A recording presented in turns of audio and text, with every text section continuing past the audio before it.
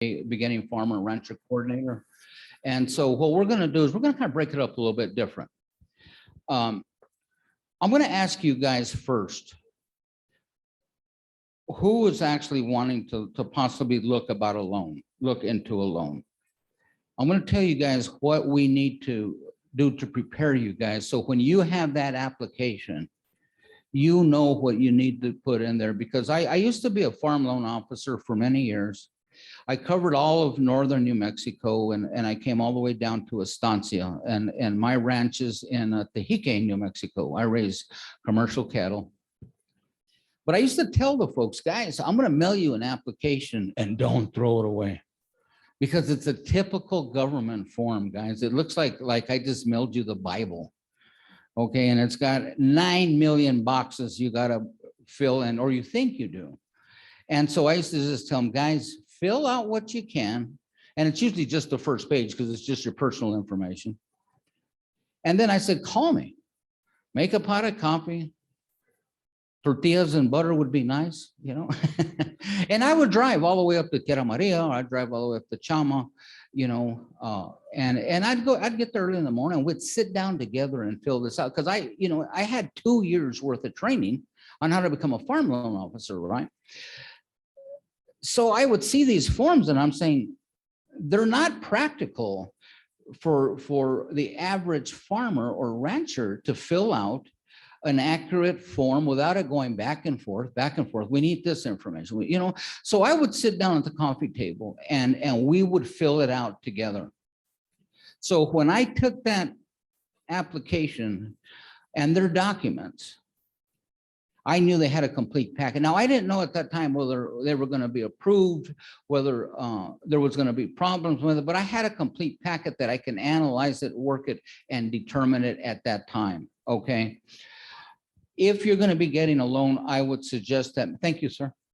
I would suggest that you develop a relationship with that county farm loan officer, okay? Because they're the ones that's going to be processing. They're the ones that when you make your payments, that you're going to talk to. And if you have a strong relationship, now remember one thing, guys. I'm going to tell you guys some things that they normally don't tell you. And this is Leanne, the farm loan chief. She'll be getting on in just a sec. But one of the things is we don't want your tractor. We don't want your cattle, you know, to repossess. I mean, it's if you get behind, and people do, it's called life happens, right? And all of a sudden you make an annual payment. It's designed for farmers and ranchers. When you get your crops and you're going to take them to the market, you make a payment. If you say you grow alfalfa, you get, say, 4 cuttings a year. That first cutting, send in 25% of your payment, you know, and then by the time you're done, so that way when your payment is due, say in January, well, you're not growing anything. So the stress level will go up, and you're starting to think, well, what do I need to do to make these payments when my crops aren't coming in? But if you look ahead of time and you make these payments, if you have a cow-calf operation like I do, when my calves are weaned, I cull some of the old ones. I take some of the old ones and I hold back some new calves. But the majority of them I take and I sell them, okay? And when I get that check, I make my payment. And it may be 6 months early before it's due, or sometimes it may be 2 months before. But once I make that payment, I know I'm done all the way till next year. I don't have to worry about it. And so it takes that stress off, because I know when I was first starting my operation and I had a few cows, it was a struggle saving to make that annual payment, you know, and it was such a relief when I would make that payment. But if you establish that relationship with your farm loan officer, I used to tell them, guys, if you're in trouble on making your payment, call me. Don't call me the day it's due or the day after it's due. You're going to know at least 2-3 months whether you're going to be able to make that payment. Call me. Let's sit down. Let's analyze what happened. And it may be, Rick, I hurt my back. I wasn't able to work. You know, it was that type of thing, but I'm good now. Okay.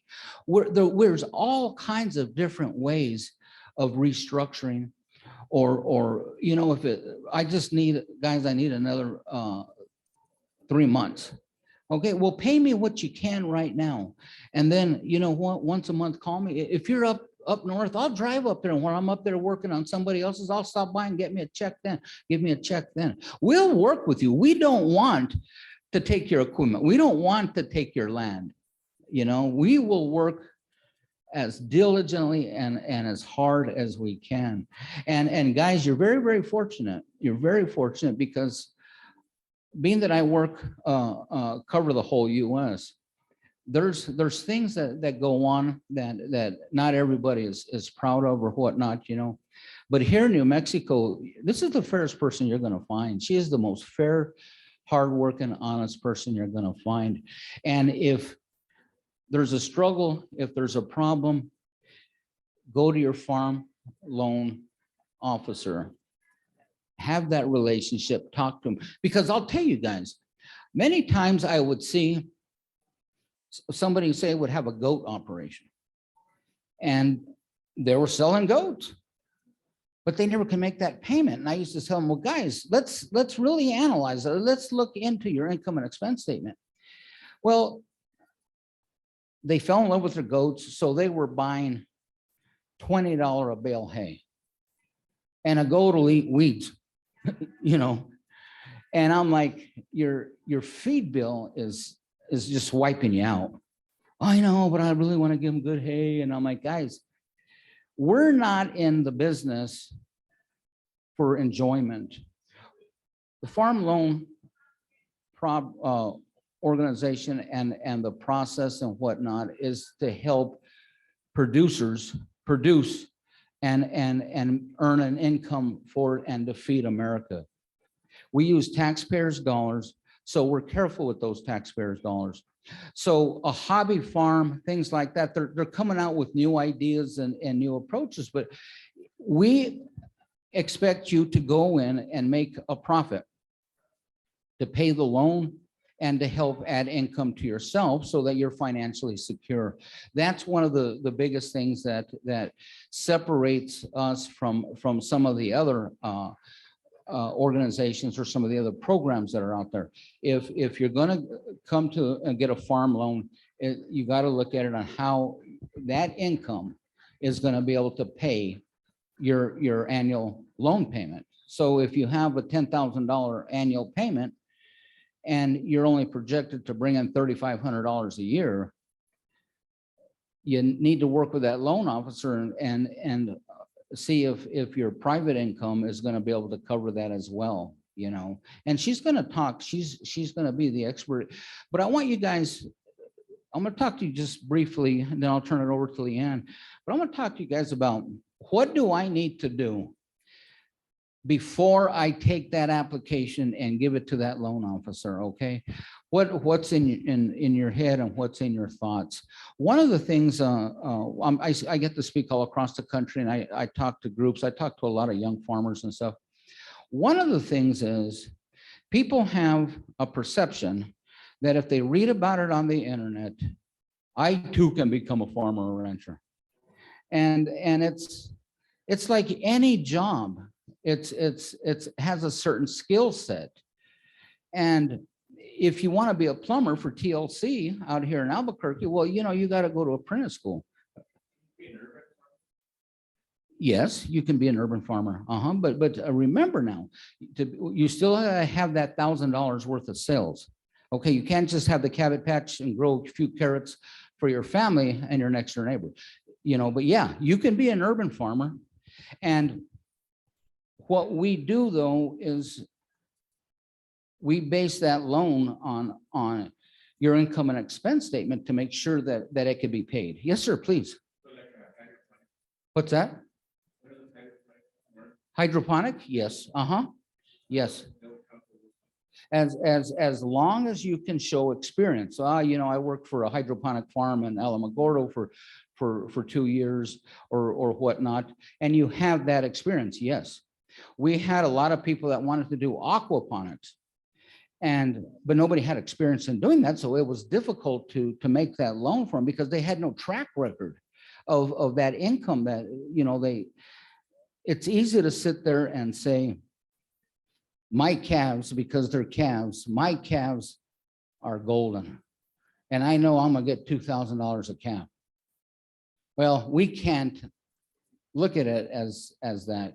We have certain state standards that are gonna say, we're gonna calculate every calf you say 450 pounds at $1.19 a pound. Okay. And you can say, oh, but mine are registered. Doesn't matter, because if we do have to take those calves back and they go to the auction, they're just going to the auction as cows. They're not going as registered or anything like that. So the biggest thing is we need to make sure that that income and expense will flow. Okay. So you want to be able to get that experience. I mean, I love it. If you want to start urban farming, and you're really getting into it, and you go to NRCS and you get a hoop house project, and all of a sudden you're making 3,000-4,000, and you're saying, you know, maybe I want to be able to expand a little bit. There's an empty lot right outside of town that I can get for probably for $1,000 an acre. That's all I want is an acre. You can come to us, you know, and think about it, because now you're gaining that experience. It's got to be management experience. But there's several different ways of getting that experience. Do we have any veterans in the room? Any military veterans? Great, thank you, and thank you for your service. I'm a veteran, and so many times, not all the time, but many times we can use that, you being a veteran, if you're an E5 or above when you got out, as 1 year of experience. So if you're buying land and you need a farm loan, you need 3 years of experience. So there's one right off the bat. If you were in management in your company and whatnot, they may be able to take that. If you have your 3rd year or a degree in agriculture, they may be able to use that as well. We're going to try to be as flexible as we can to get those 3 years, but it's not going to be something that says, you know, I watched this YouTube video and man, that's what I want to do. And I want a $500,000 loan because I want to buy a farm. And we ask you for experience, and like, well, I don't have any, but man, I saw that video like 3 times because I loved it. Guys, it's not gonna fly, you know. I mentioned about TLC working as a plumber. You know, you go to a plumber apprenticeship school. If you want to get into hardware, they got training and all of that. Any career that you get into, there's an experience requirement, and there's a way to get that experience through training, through education, or different ways. Farming and ranching is no different. So that's one of the things. If you don't have that experience, that's the biggest question when I'm speaking to youth groups is, well, how do I get that experience? My simple answer is go out and work on a farm. Learn. That's the best way you're going to do it, you know? And I mean, if this is what you really want to do for your life, you have to prepare yourself for success. To prepare yourself for success is you got to bring the best tools in your toolbox, and that's going to be experience. So you start looking at that and you start thinking, okay, what kind of operation do I want? Well, you know, do you want to grow leafy greens? Do you want to grow row crops? Do you want to grow corn? What kind of corn? Sweet corn, silage corn? Do you want to grow, start a goat operation? Do you want to start a calf operation? These are all things, questions that you're going to want to look at. And you're going to want to put it down on your notes. Okay, and then we're going to sit down and we're going to talk about it. And what I do is I help a lot of people develop a game plan. I call it a game plan. Okay, let's get a game plan with a timeline. This is where we need to be at this point. This is the documentation you're going to need to be at this point. Okay, I think you're ready. Go see that farm loan officer, request an application, and ask if you need help, ask them to help you fill it out. Okay, especially if it's your first time, it could be pretty daunting. Remember though, guys, I'm not making excuses, but go do it at this time. Don't do it come spring. February, March, April, that office is being slammed by regular farmers that need to get their annual operating loan in, so they can get that seed in the ground, they can get that fertilizer in the field, they can make sure that tractor's tuned up, they bought diesel and all of that. So they're not going to have, that loan officer's not going to have as much time, but this is the time now that everybody's harvesting and wrapping up things for the year. So that loan officer time dips a little bit. It's just like we try to never, ever schedule a seminar during harvest or planting season, because we're not going to get any farmer or rancher there, you know. But so you want to be able to start that thought process of what do you visualize your operation looking like? And that's okay if you don't know exactly what it's going to look like, but talk about it, think about it, because the more you talk about it with that loan officer, he's going to start asking you questions, and you're going to be, oh, I didn't think of that. Oh, and I didn't think. So all of a sudden now you're preparing yourself even more. And you can actually start to see is, okay, yeah, and this is something I really, really want to do. Okay, well, let's take it to that next step. Let's get that application. Let us get that application. But so far you have all of this mental preparation in the back of your head. And that is going to go miles when you walk in and ask for that loan application, because that loan officer is going to be ready. You're going to need your taxes. And it depends on what kind of loan you're going to get. We have microloans that are for $50,000 or less. And that could be a farm ownership loan for 50, if you're going to buy it for under 50,000. So, and you only need 1 year of experience with a microloan. So that's a big deal, guys. If you're looking at a loan over that, you have to go either an operating loan or a farm ownership loan, or the requirements start going higher for you. Many times, it's good to start your operation with a small loan, get used to that payment, get your operation growing a little bit. When you're ready to expand, you can have multiple loans with our agency. All of a sudden, you know what? I've been having Mr. Smith down the road. He's been kind of mentoring me on what I need to do. And Mr. Smith is going to give me a sweetheart of a deal because he's ready to retire. You come see that farm loan officer, and they can start that paperwork and process it to see where you're at. One of the big things I want to tell you guys is start that relationship with that farm loan officer, you know, and talk to them. They're extremely busy, but man, they make an appointment, they'll clear their schedule, and they'll work with you on it. If you just have general questions that you're not there looking at a loan, but you just have operational questions. I'm thinking about, I may do this. We offer beginning farmer and rancher coordinators in every state. And you can get a hold of them and they'll talk to you. That's what I kind of do all over the different country. I kind of help them. I get their thoughts, get their stuff organized before they go see that loan officer. So that way they're prepared mentally, and they're prepared with the documentation that they're going to need. And I tell them to download a copy of that application form so they can start seeing what the requirements are going to be, and then work with that farm loan officer. You know, there's a lot of perception out there that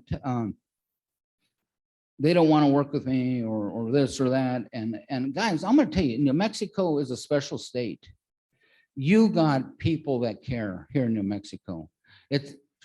I never hear, like I hear from other parts of the country, about issues that come up from loan officers. And these people here in New Mexico are top notch, and you guys are very, very lucky. And it starts at the top. And you guys have the farm loan chief here, Leanne. I'd like for you to come up, and she's going to talk to you about actual loans, a little bit more on the meat and potatoes of the different types of loans. And if you guys got a pen or paper, www.farmers.gov or beginningfarmers.gov. Go on there. They have where you can walk through everything and help you formulate a plan. Okay. Good morning, everyone. Thanks, Rick. Like Rick said, my name is Leanne Gibbs. I am the farm loan chief here in the state of New Mexico. What that means is I get to administer the farm loan program throughout the state for the state of New Mexico for USDA. I've been doing this job for, well, I've been in farm finance and commercial banking and stuff for about 43 years. So not my first rodeo. I'm very passionate about farming and ranching and agriculture in general. I grew up on a farm in West Texas. My dad grew wheat, cotton, cows. You know, Rick was talking about getting close to the goats, you know. Well, I used to have that kind of relationship with our cows. I'd get home in the afternoon and boy, they'd kind of be all gathered up. That'd be about the time they'd be up close to the lot, and I'd go out and sing to them. I mean, you know, they were my big bugs. So I can understand, you know, wanting to feed them that high dollar feed. Of course, that was not what we could afford, because my dad also borrowed money from what used to be the old Farmers Home Administration, which is what I am now. So I knew that growing up because my dad was a borrower. And so, you know, I've been with Farm Service Agency now for a little over 22 years. I've been the farm loan chief about 8 years, I guess, something like that. I love what I do. So I love trying to help. And like Rick said, you know, that relationship with your farm loan officer is so important. It's important to get you started, but it's also important if you hit a little snicks in the road and things are not going so well. And we all know these past 2 to 3 years have been extremely tough, especially here in New Mexico. We've kind of had the triple threat hit us here in a lot of cases and in a lot of areas. We've had pandemic. Markets went away. If you had livestock, they closed them down. What do? You still got those cows. You still got those calves. You got to take them somewhere. I was getting calls every day, multiple calls. What am I going to do, Leanne? I've got these calves. I got to get rid of them. Do you care if I go do this? It's not something I would normally market, but do you care? No. What can you do? You know your operation better than I know it. I will say right now, I am not the know-all be-all with every type of operation that we do here in New Mexico, because we are so diversified out here. But I do know finance. And I do know how maybe to help get you through that time. But we had pandemic, markets went away. We've also been dealing with this daggum drought. You know, it's tough. Droughts are tough. Cattle are not breeding back. Calves are light. You have no grass. Feed costs are going sky high. You know, it's tough. Then what do we have on top of the pandemic and the drought? We've got the biggest fires in New Mexico history. Hit. A lot of the state burned. Now you may have cows. Now you have no grass. You have no fences. It's just tough. We understand. We do understand. And we have programs that we can help. And like Rick said, I do not want your farms. I am not in the real estate business. I'm in the farm finance business. I don't want your cows and I don't want your equipment, because not what I do. That's not my specialty. We want to work with you to try to help keep you on your farm and ranch. Going back to your question on urban ag. Yes, that is something we definitely can look at. Rick is talking experience. That is something we're going to ask about, because I have had many conversations with those people that call, they've read it on the internet. I've always dreamed of farming. Grew up on a farm? Well, no, I grew up in the city. Okay.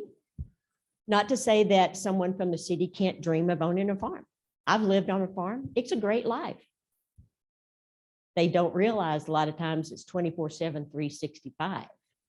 You may not get to go on an annual vacation every year. I know we didn't as I was growing up. So I mean, having these conversations, but there are ways to get in. A lot of the ways with our loans, if you want an operating type loan, which operating type loans that we offer through our direct loan program, we have two different types. We have term operating loans.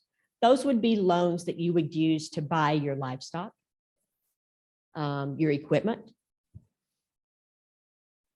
things of that nature, maybe do some minor capital improvements to your place. If you needed to put up something, you can repay it in 7 years, because that's the maximum loan term for an operating loan is 7 years. But we also then have what we call annual operating notes. And those loans are for feed, seed, fertilizer, things like that. What your inputs that you're going to have for that year so that you can get whatever commodity is that you're growing to market. And those loans are normally repaid within that marketing year. At the end of the year, whenever you're ready to sell whatever it is that you're growing, you get that check in your hand because you've sold it. Then you pay your annual operating note.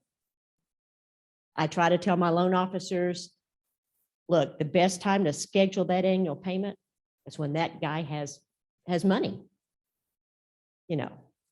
Don't schedule, if they're running livestock, don't schedule their payment in the middle of May. Here in New Mexico, we don't market cattle in May. They're not going to have their money. Schedule that payment the end of December if they're going to fall sale, or put it around the 1st to 15th of April if they're going to spring sale. That makes sense. It's when you've got your money, that's when you can bring it in. But anyway, 1 year experience on that for those types of loans. That's all you need, 1 year. The what? They're called operating loans. Operating loans. Yeah. It's a 1 year annual operating. If we say annual operating, that's for your annual input cost. Okay. The other we call it term operating. It's going to be stretched out over up to 7 years. So a term operating, that's where you're going to buy your capital expenditures, your livestock and equipment, things like that. Yes, sir. The maximum amount for operating loan type credit, that would include both the annual operating and the term operating, is $400,000. If you need both, we have to work within that $400,000 loan limit. So let's say you might have, you needed the 400, let's say, but you want $300,000 to buy your cows. And maybe you need $100,000 for some operating money. Or maybe you need $350 to buy the whatever it is that you're going to do. You need $50,000. So we have to work within that $400,000. We can't exceed for operating type money $400,000. Okay. Yes.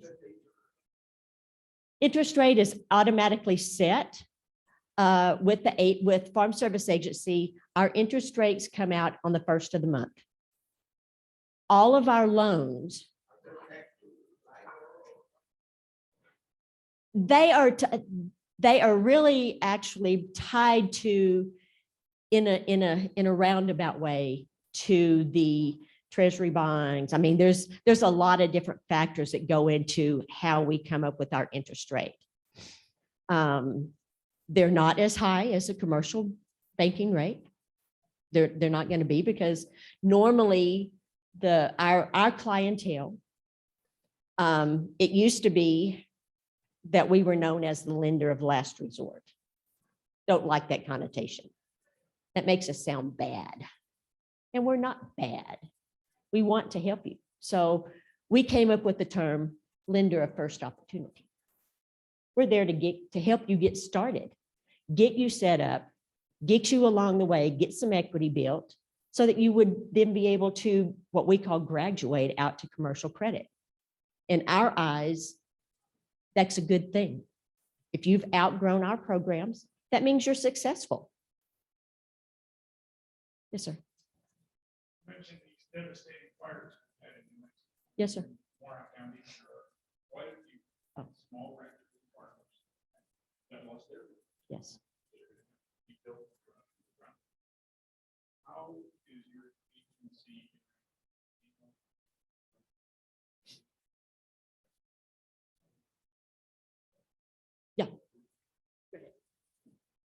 Rick's got some answers and I'll tell you another little bit. So with the fires up north and the ranchers that got burnt out and whatnot, FEMA, of course, kicks in first. FEMA's not going to make you whole because they're not designed to make you whole. Being that it was caused by the Forest Service, which falls under the USDA umbrella, they are going to make their programs like NAP insurance, flood insurance now, the fire causing it, all the different types of ECP. Now, there's usually a cost share with that, okay, where you may get 80% and of it. Well, what's nice though is that the Farm Service Agency has agreed to waive all of that, and you'll get 100% of your share. But I want to stress to you guys that it's not designed, these insurance programs, to make you whole. Unfortunately, in this situation, it's not designed to make you whole. But we, as the FSA, is waiving all of the cost share part of it and making it 100% payable to you all.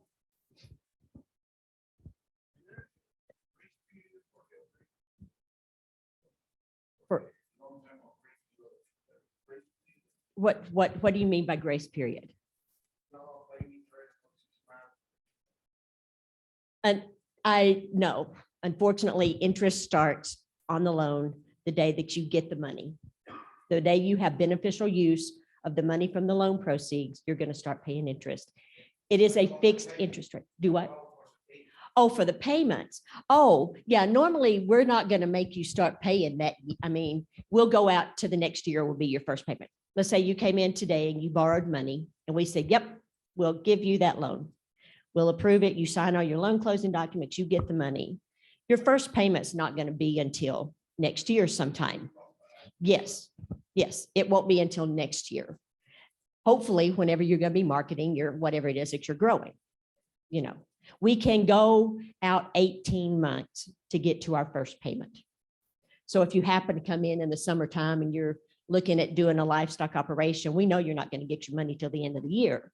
So, you know, we might give you that loan today to go buy your cows, but we know you're not going to have a calf crop until maybe next fall, late next fall. So that's when we'd make the payment come due, is late next fall. So is that the grace period that you're talking about? Yes. Yes. Sure.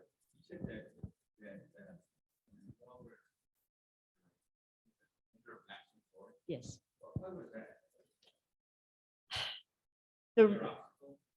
No, there's no obstacles in there. Why we were known as that, as the lender of last resort back in the day, was because the people that had to come to us to get loans could get their money nowhere else. They were turned down for banks. They didn't qualify for commercial banks. They were, and it might not have been because you were a bad farmer, you know, maybe you had a little bit of trouble, financial trouble, difficulties, but a lot of lenders, and I worked at a commercial bank for nearly 20 years. So I've seen both sides. Grew up on a farm, worked in a commercial bank. Now I'm with Farm Service Agency. So I've seen it all. There's not much somebody can come to me that I haven't seen. But banks, first off, you come in and try to get a loan from a bank, they're going to want equity. They want you to have equity of possibly 20 to 30%. That means you got to have cash in the bank or you got to have assets. Well, people that are just starting out don't have that. You got to be able to borrow the money somewhere to get started, right?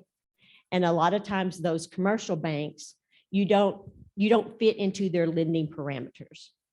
So that is what Farm Service Agency does. We get people in, we get them up on their feet, get them up and going, and hopefully they're successful enough that then they can graduate to that lender. Yeah, so your First opportunity. Yes. so basically they didn't know about Right. Or like I said, we were the last option. They had to come to us because We were the only option left. So that's why it became lender of last resort originally. But I don't like that connotation, and the agency doesn't like that connotation. It's very negative because what we do is, like I said, lender of first opportunity. We're going to be able to try to help those beginning, especially those beginning farmers, get in and get them started and get them up and running. So, you know, the way I like to look at it is, you come to me, we're going to get you started on that road towards your dream. That's what we're going to try to do. If we can possibly work with you to get you there. If we may not be able to work with you today, because maybe you've had no experience, like Rick said, we're going to have those kind of conversations. Well, how can we work with you to get you to where you can be eligible for our loans? Do you ever work with other banks or? Yes, absolutely. One project? Yes, we have joint financing programs.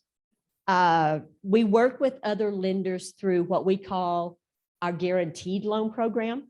And basically we underwrite the bank's loans up to anywhere from 90% to 95%. We will guarantee that bank, if they will work with you, that if they suffer a loss, things turn completely south, and you know, it's just unrecoverable at that point, and they have to go out and liquidate, then we guarantee that lender as an incentive for them to start with you in the first place, up to anywhere from 90 to 95% of their potential loss.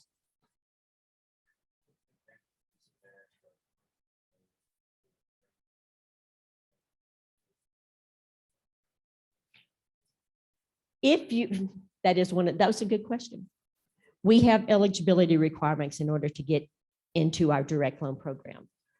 And one of those is, if you can get your loan from a lender, we have to let you go to that lender. We are not there to compete with the lenders. We're there to work with the lenders through the guaranteed loan program, but we're not there to compete with them because they cannot compete with our rates and terms. If we were out there to compete with them, they would have no business. I mean, except for the borrowers that needed more than what our regulatory statutory loan limits are, which is $400,000 on operating type debt that we've already talked about, and $600,000 on land purchases. $600,000 is not going to go very far, depending upon the type of farm or ranch that you're looking at.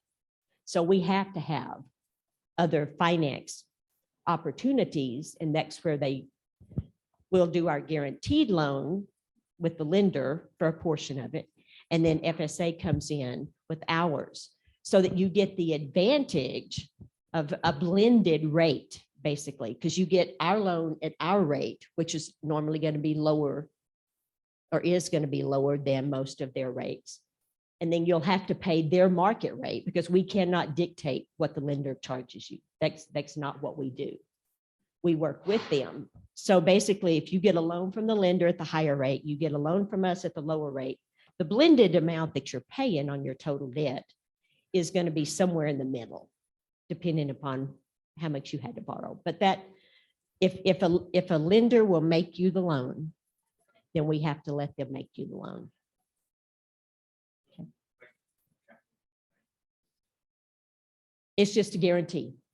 That's all we do. We don't loan the bank money. It's just we just underwrite their loan. So your loan with that lender is between you and that lender. We don't come in there and dictate anything to that lender. There is a cost for the guarantee. It is 1.5% of the guaranteed loan amount. So let's say you have to go in there and you're going to borrow $500,000 from that lender. Then the guarantee fee is going to be, if you're a new farmer or a socially disadvantaged farmer, they're going to get a 95% guarantee. So you would pay 1.5% of 500,000 times 95%. That's how the guarantee is figured. And a lot of times they can just incorporate that into their loan, so you don't have no cash out of your pocket. Yes, sir.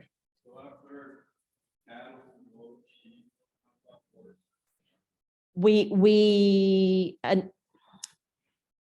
cannot do horse loans. simply because horses are normally considered pleasure ticket items. You know, so we don't, what we get into is production agriculture, food, fiber, and draft. Those are what we have to look at. Now, horses. Yeah. Now that would be a different story up in the Northeast, because up in the Northeast with the Amish and you know, those types of communities, horses are their tractors. So that would be the draft purpose. So they can loan for a farm horse up there, one of the working horses, because that's their tractor. We have a different story down here in the Southwest. We don't use horses like that. Now, if you need a four-wheeler to go out, maybe you're not using horses on your ranch, but you need a four-wheeler, we can look at that because we know that's what you're going to be using it for. A lot of times, I know these days the cost of a ranch horse is going up. I mean, you used to get a pretty good ranch horse for what, $1,500, $2,000. I think now they're inching up some. Now they're up there and around that $5,000, $6,000, which I don't know. A ranch horse is a ranch horse in my mind, but I guess that's what the current market rate is. So you got to pay it. But no, we don't get involved in making loans for horses.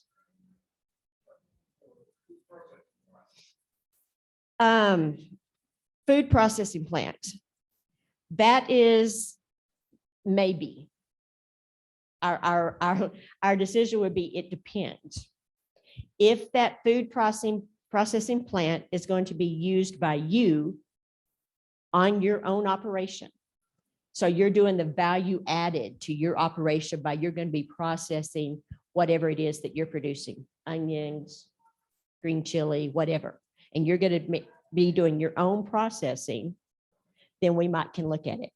Now, if you were going to be try to have the food processing plant on your property, but yet you're going to be taking in whatever it is that you're processing from all of your neighbors, and the part that you're going to be processing of your own product is small, then no, because at that point you're an agribusiness.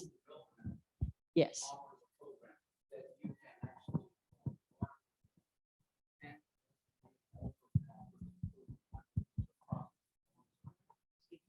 If you wanted to build a processing plant, we couldn't help you. The Farm Service Agency, like Leanne said, but there's other programs.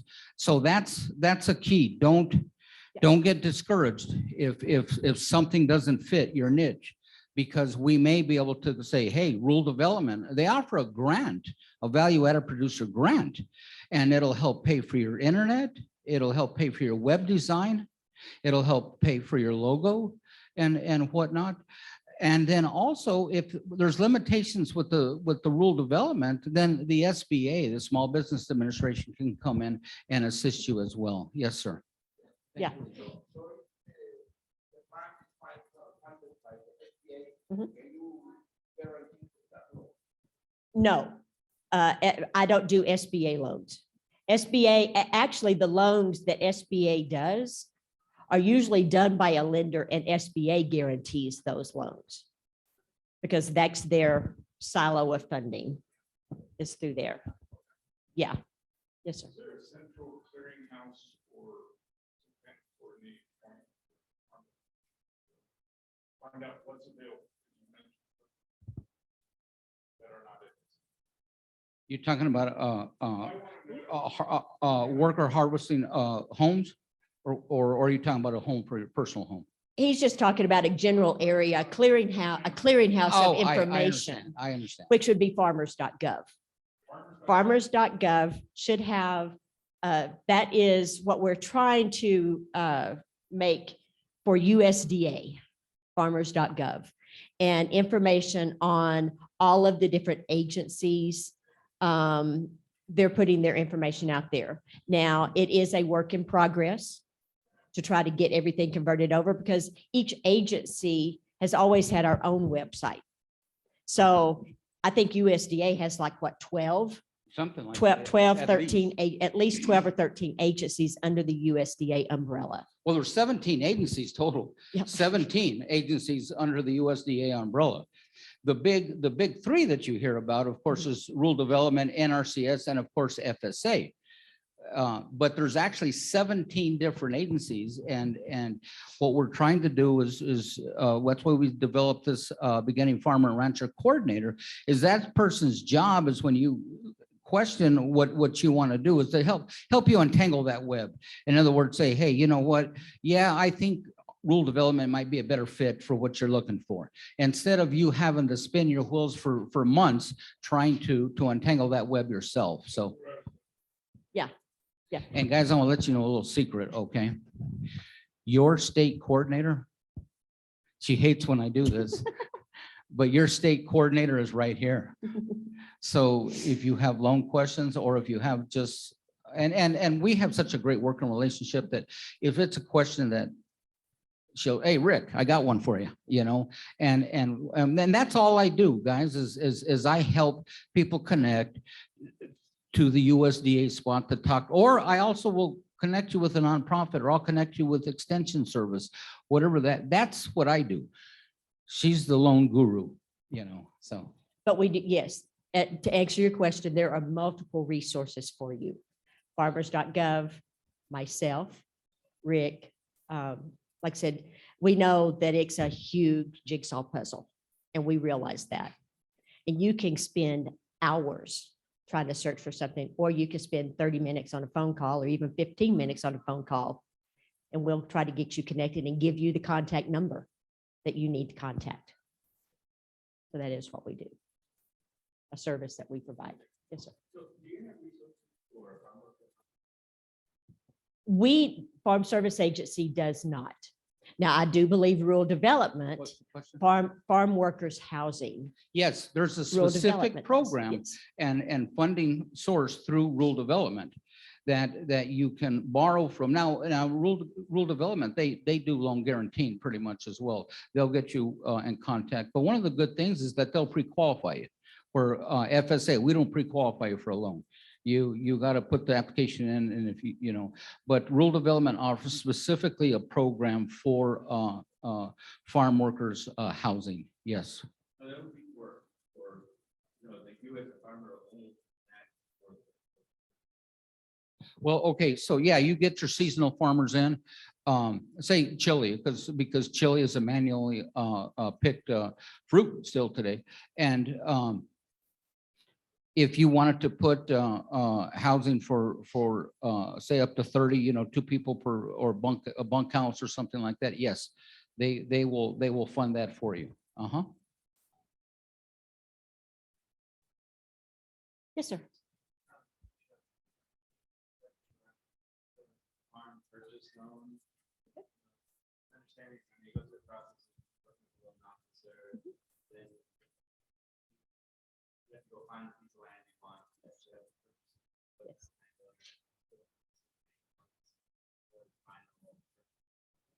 Yes. My experience is that's don't want to wait that long. This is the thing that make it hard to keep market. Yes. So why can't, like, that's true, like, why can't I just say to like the house, we have that money.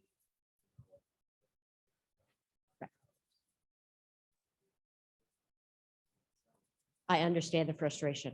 We are just as frustrated on our end, believe me.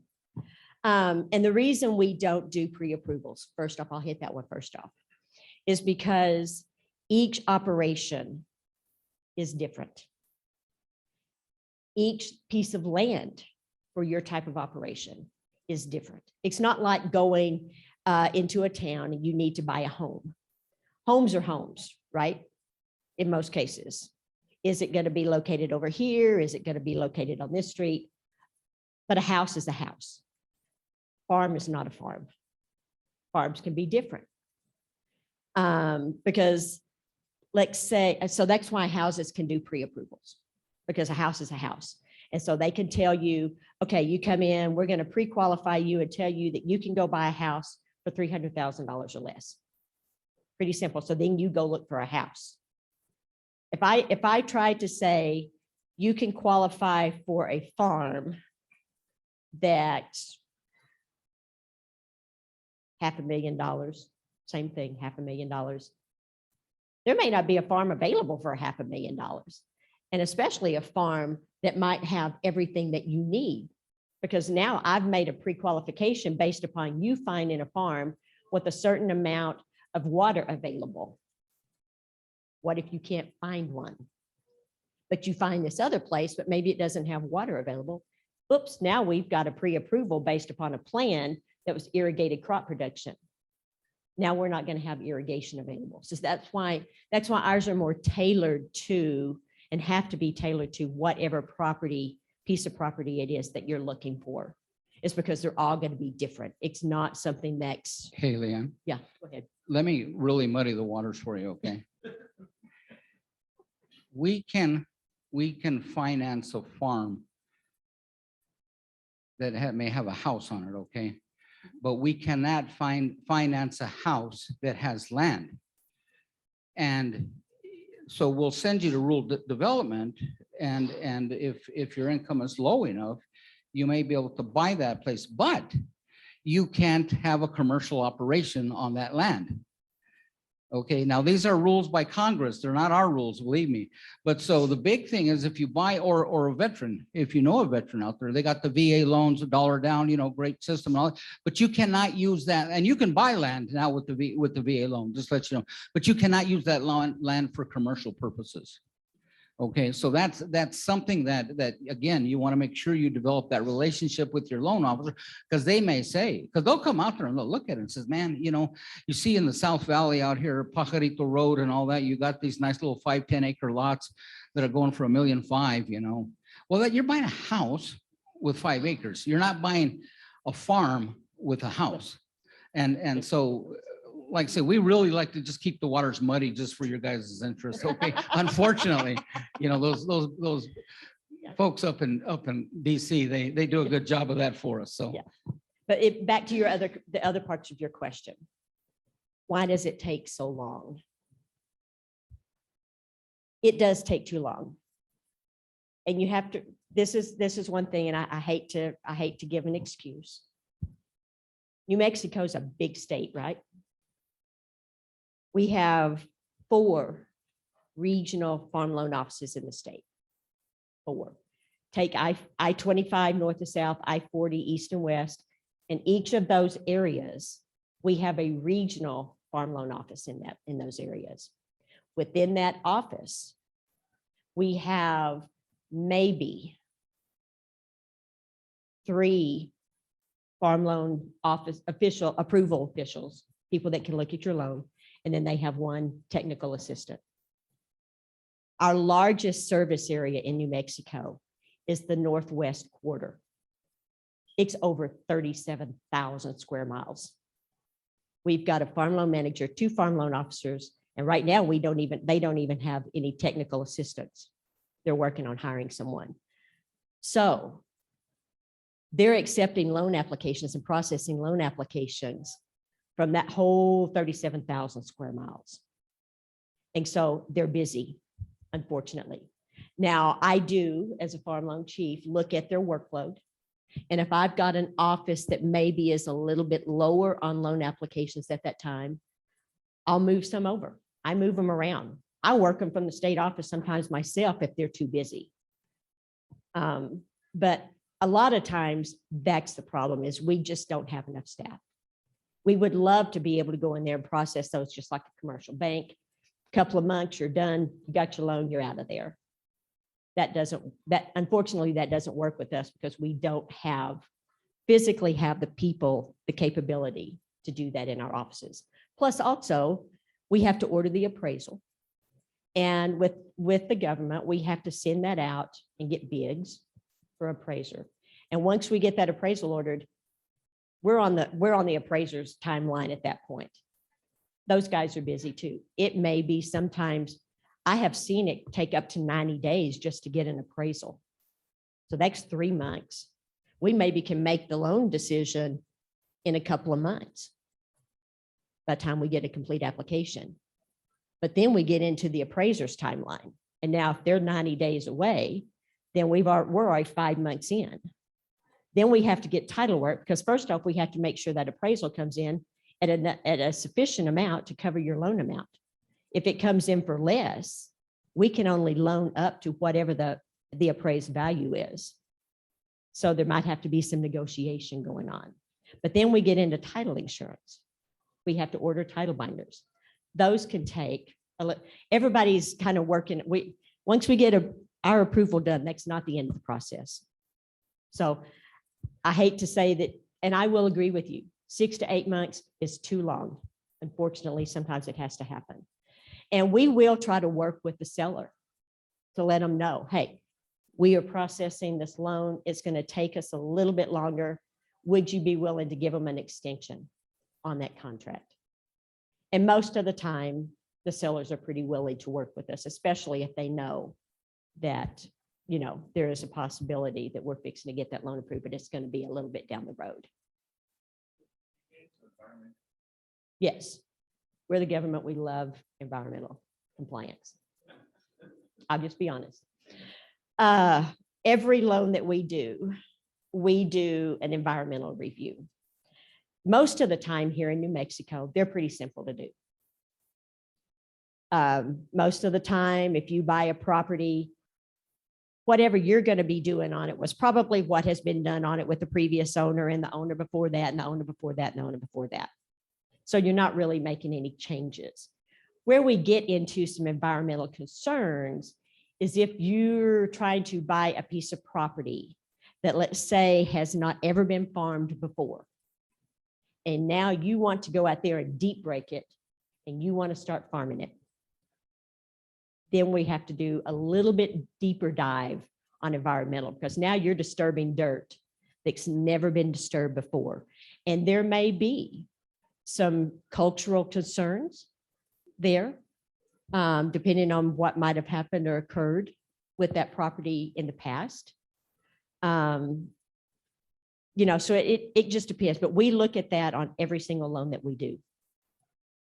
And if we come across one, especially on where you're going to be breaking out new land, sod busting, then there's going to be even a deeper dive on that.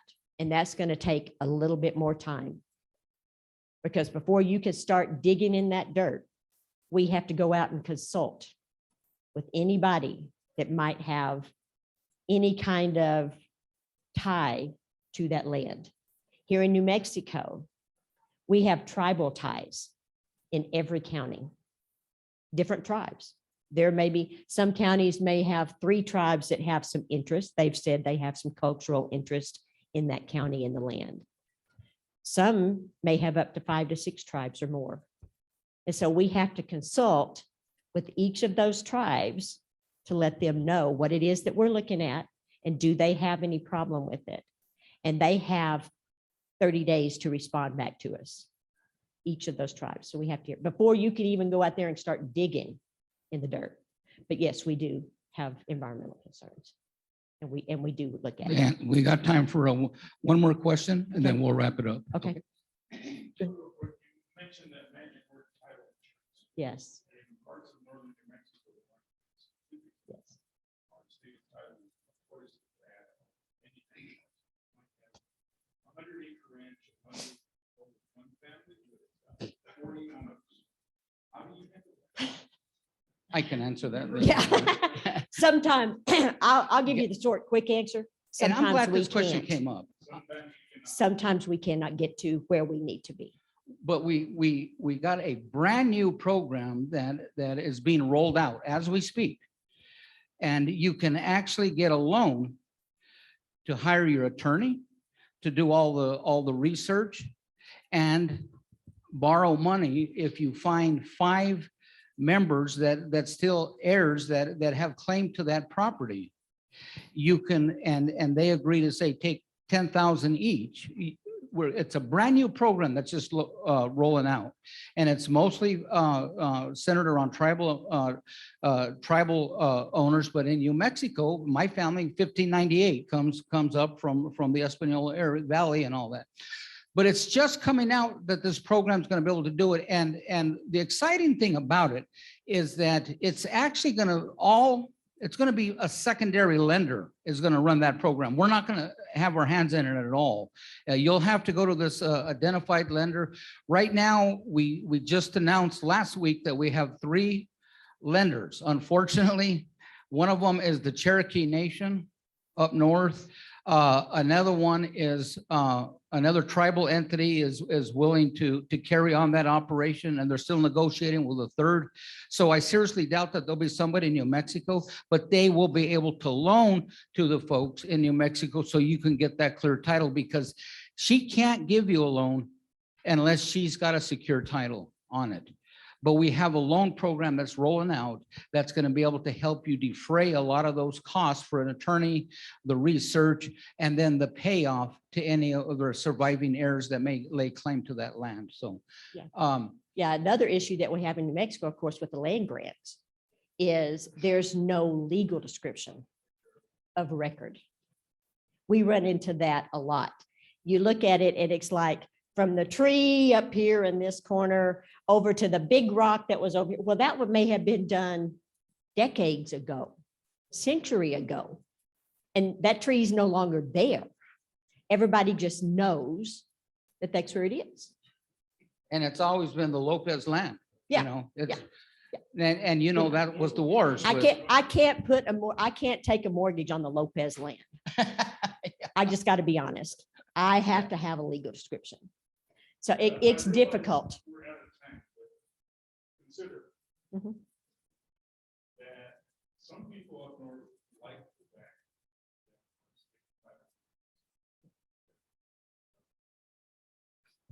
that land, if they're locally or if they stay there, because the title's a mess. Right. Well, it's sacred to them, and Mhm. we were, especially northern New Mexico, where they're land rich and dollar poor. Mhm. And we can loan them, we can make operating loans for them and whatnot.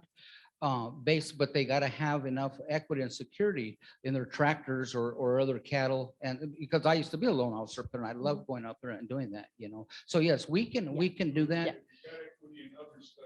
Other assets, yes. Yes. Yeah, if we could stay off the real estate in a lot of cases up there, it is a lot easier than having to take a mortgage. Because like I said, we have done some loans up there, and it has taken us a couple of years maybe to get something where we could take a lien on that real estate. So and we understand the unique culture. And we've got that not only up there, I mean, we've got it in several areas around here in New Mexico where we do run into title issues. But like I said, if there's something else that we could take a lien on, then we'll certainly try to work with you on that. Livestock, equipment, something like some other kind of hard asset. The guy that makes the candy corn at the state fair, I need his candy corn machine so he can buy more cattle. I mean, I had to get approval from the farm loan manager, but we made that loan happen for this guy. Mhm. He was a rancher also. and So, he was willing to let us- you know. So I'm out there, 10-degree weather in a storage unit, climbing through it to evaluate his kettle corn. We try hard, really hard to get to yes. That's what we really do. We try hard to get to yes. Now, there may be times that we just can't get there. I mean, depending upon the circumstances and the whatever's around it, but we try really hard. If we can't get to yes, maybe we can, we always try to give suggestions to maybe how we can in the future get to yes. But before we do this right quick, one final thing. We were talking about the fires and you were asking about, do we collaborate with FEMA or anything like that? We have programs. FSA has disaster programs that you can go and make application for. If you need to replace your fence, if you need to, your cows got burned, damaged in the fire, we have programs, but those take a little time. We know that because there's overwhelming loss and devastation up there. And so they've got all these applications coming into that San Miguel Mora office. But as you get your applications in, and maybe they have to have, especially if it's ECP or EFRP something on replacing, especially fence replacing. And we know they've got to have a technical advisor go out and do a needs assessment and things like that. Once that's been done, if you can get to the point of where you have an estimate of benefit, some sort of letter in your hand that says, Mr. Montoya, you've applied for this program and we think you're going to be eligible for this amount of money. Okay. I have gotten approved through our national office for us here in New Mexico. This is a first of the kind in the nation. Yep. Where we can take our microloan program, which is a maximum loan amount of $50,000.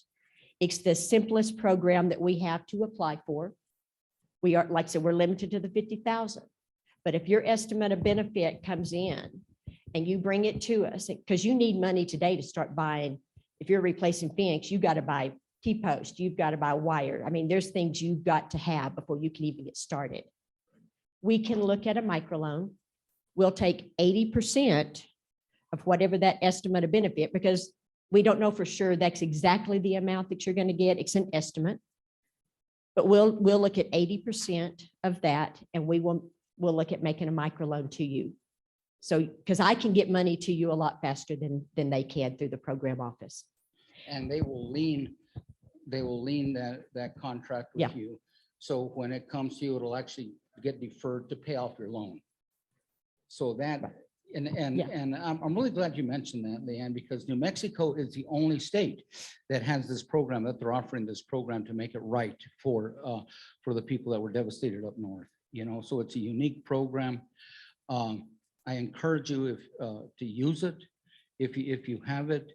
Also, if you get an EQIP contract, EQIP within our CS Works, you have to build it before they pay you.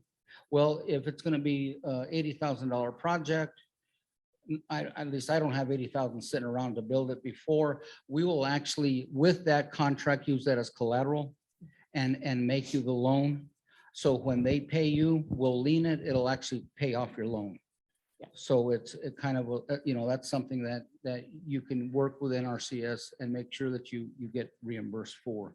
So Yeah. So I mean, that's kind of how we're trying to help with FSA farm loans, is because we know it's been very difficult, and that most people up there don't have that kind of money out of their pocket. If they did have it, they've already used it, because the cows have still been having to be fed and things like that. So I mean, any cash that they might have had, if they didn't have availability to an operating line somewhere, they've already used the money out of their pocket, so they don't have that. But like I said, we can look at the estimate of benefit, 80% of that. And the reason we picked 80% was because at the end, all loans have interest requirements. I can't waive the interest. So with that 20%, give or take, whatever you have in there, we're hoping that will even cover the interest cost for you, so that you still don't have to come out of your pocket with anything other than the filing fee to file the UCC, because we also will have to take a best lien position on equipment or livestock. It doesn't have to be a first lien position, but I've got to have a security interest in something harder than the assignment, because I will take an assignment on the program payment that you're going to get. So there'll be a filing fee for that, which is $20. There's also a credit report fee that we have to have up front. So for less than maybe $50, $75, we can look at a loan. And then we can even stretch that loan out. Maybe it's going to be, sometimes we know on the program side, maybe their payments are delayed a year or two before you actually get the money. I won't make that loan come due in 6 months. We're going to make it come due over some time. Now, if the program payment is paid earlier than that, and it comes directly to FSA and it pays off that loan, that's great. We'll pay it off. We'll send you the releases. You can file them, and then we're done. And everybody got to do what they needed to do at the time. And then hopefully by that time, you will already have and if it comes in at more than what you need to pay the loan off, we're going to give you the extra money back to you. So but that is a program. It is unique to New Mexico because this is a very unique situation. And we have a lot of desperate people that need help. So, but that's how we're trying to help with farm loans. Is to try to give maybe that short-term financing to give you the money up front where you can go and start the project. But we can do that on any EQIP program as well. I mean, just normally, it's not under this. And I special will tell program. you, just in closing, I will tell you that I'm on the national task force, multi-agency task force, specifically for the fires that happened up there. Your voices are being heard in DC. I can assure you that because the New Mexico team puts together a weekly report that is being read. They ask me for a briefing on what's being done up there. And all of the key movers and shakers in DC are on that call, and your voices are being heard about this fire. So just rest assured, that's how this program was able to come alive. About we're waiving all the fees. We're paying 100% of the claim instead of 80%. You know, they're trying to do as much within congressional limits, statutory limits that they can. But remember, Congress sets our budget. We don't. It's that farm bill. If you guys want to be really involved, get active in that farm bill, because that is where our funding comes from. That's who pays me and who pays Leanne. So guys, we enjoyed you. You guys offered a tremendous amount of great questions. You have a solid team in New Mexico, loan team. Guys, they're man, I just don't see the issues that I see in some other places. These are cream of the crop people you really have. And I tell you, I'm so proud to stand next to them and call them friend, you know. Absolutely. Thank If you do need to know what county, what office might be servicing the county that you're located in, at our booth up here up front, I've got a few printouts that will have the contact information. It will tell you who the farm loan manager is, give you their phone number, and it will tell you what counties that they service. My name and phone number, my direct line is also on that form. Pick one up. If you've got questions, feel free to call me. If I can answer it really quickly, I'll try to give you an answer. If you're going to want to know a lot more specifics, I may be busy and not have quite the amount of time, but I'm going to pass you off to the farm loan manager that is actually would be processing your application. So we're going to get you answers. If I don't know it or something, I'd call Rick. Hey, Rick, can you help me out on this deal? And he'll call and help. We do. So thank you again so much for letting us come and answer questions. Appreciate it. You can sign in, please sign my sheets before you head out.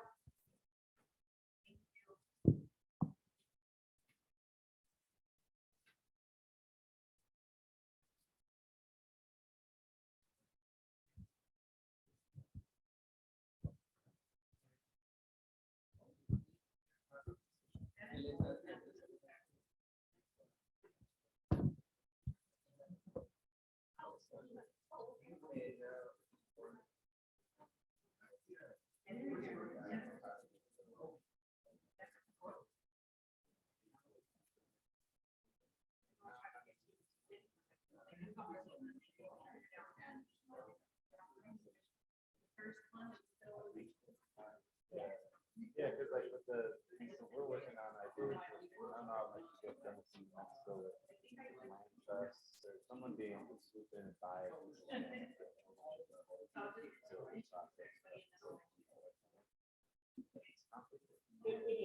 is. It's very, and believe me, we have had come across in situations where maybe we run into some issues that we'll have to work through. But the seller is.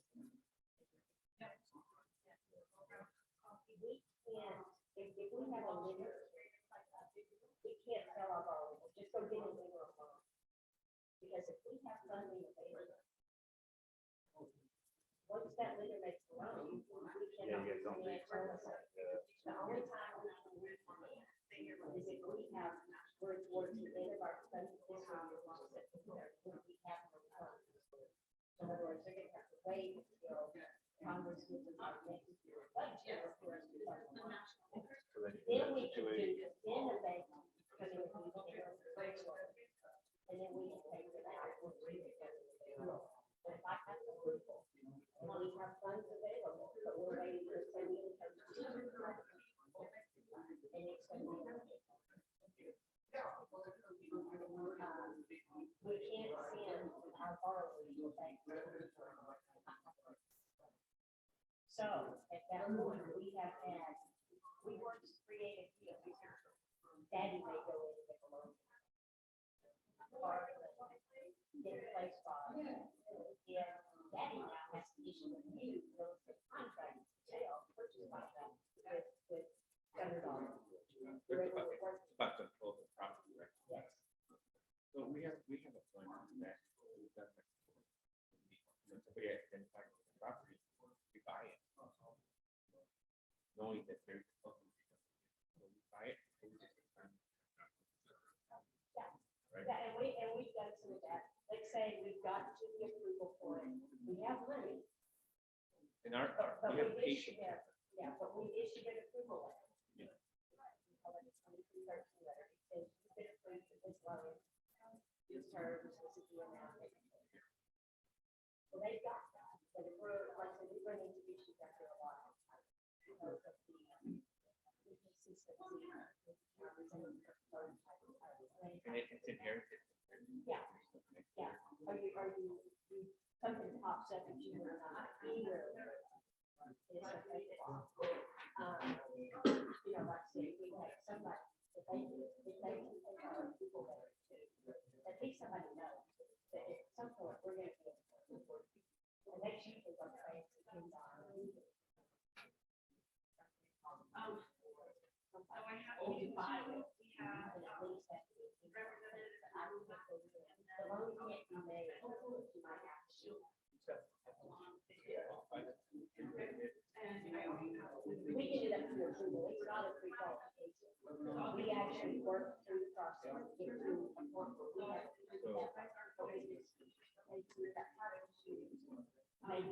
So you've already picked the 3 days.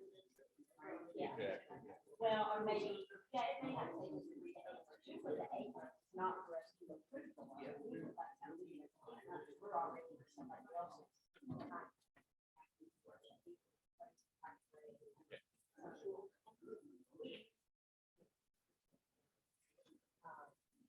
Hopefully.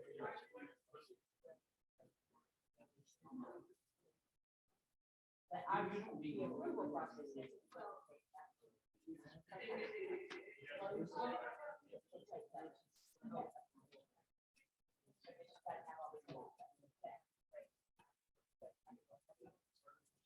Once we make the approval, that's not when we stop. Every property is different, so it's hard to get. We can't do it. So you say like, that farmer, I went through all the processing, still haven't gone through the land yet. But you look at all my numbers and my experience, for the $400,000 loan. But then the question becomes, finding that property that actually fits everything that I need. Which is gonna be very difficult at the time. But like, so the farmer and I go out to look at local landowners.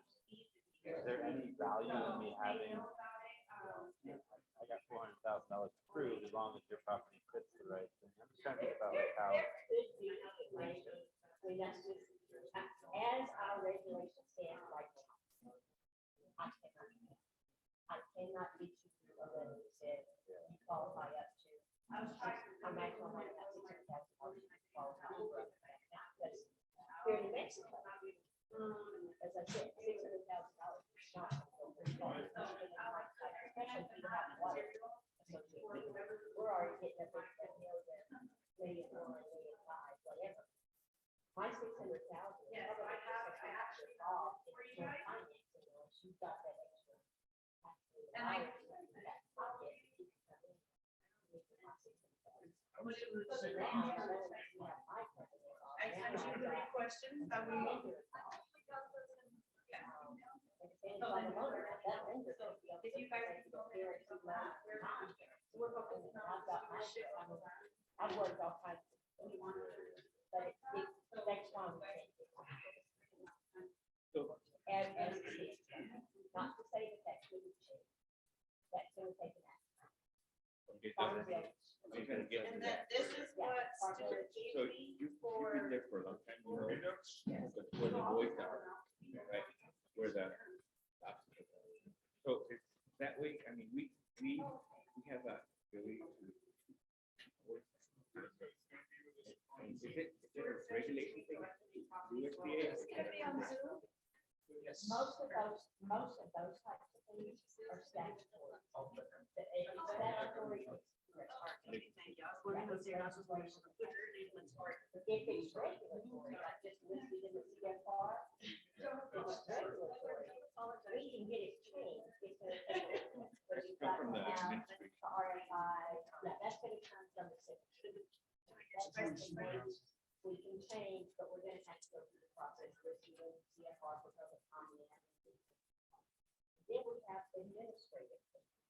And those are things that come from our administrator. So it'll be the date. That we can make those changes. Ourselves, what we've done. Dates, name, email, phone. So we're dealing with three people, regulatory items. It's administrative, regulatory. That's the first one. So once you identify, I think we know where to focus on. Yes.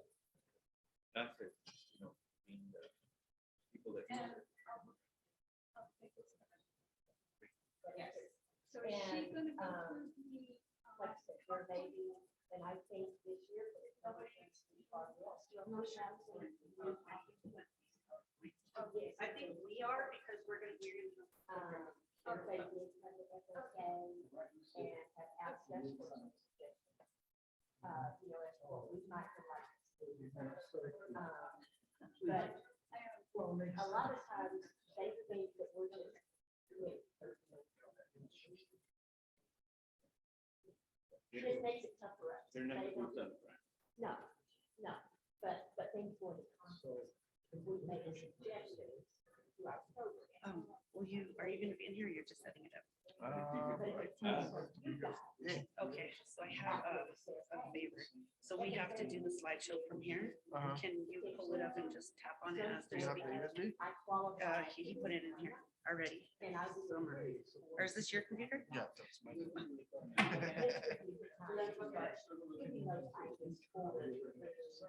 Whatever organization.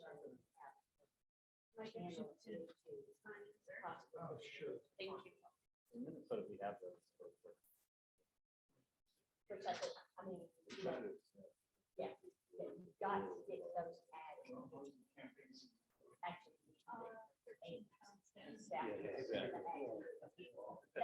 That should be that. But they list our.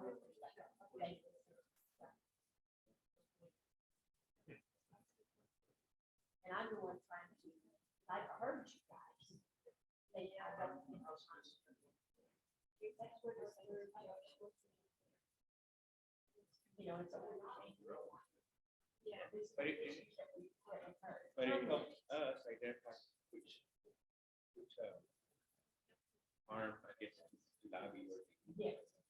Yeah, if it's statutory, if it's in the contract, or if you work with anything in contract, you know that.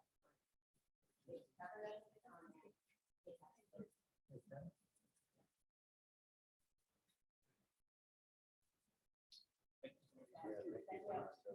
Absolutely. It's been great meeting you guys and hopefully you got some. Yeah, you have that stuff for me. I mean, we could talk all day. I could talk all day. I really can't for some kind of time.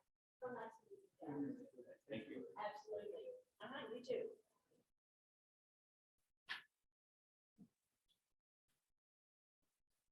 It's good, but I appreciated your presentation. Thank Thank you for the work. Thank you. I'm very passionate about what I do. Expect to hear from me, my family, my friends, my neighbors.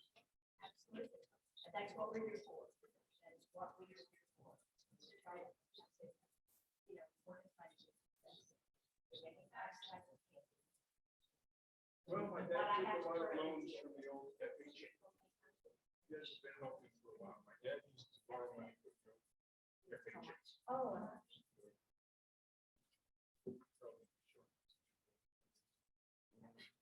Look forward to that. I always look forward to visiting with somebody that you know.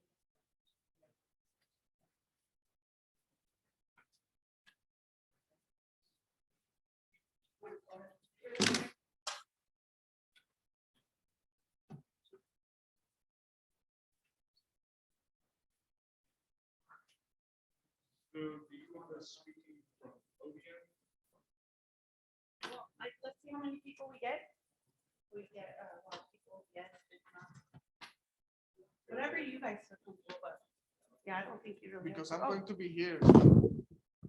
You got microphone. I got you right here.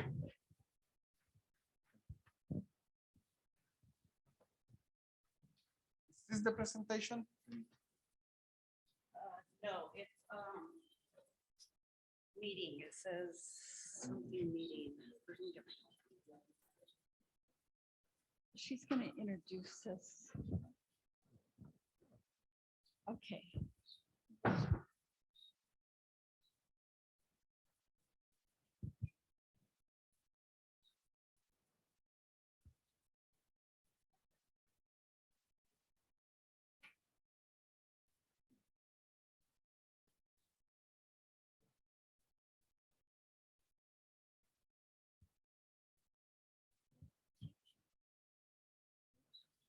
It's called,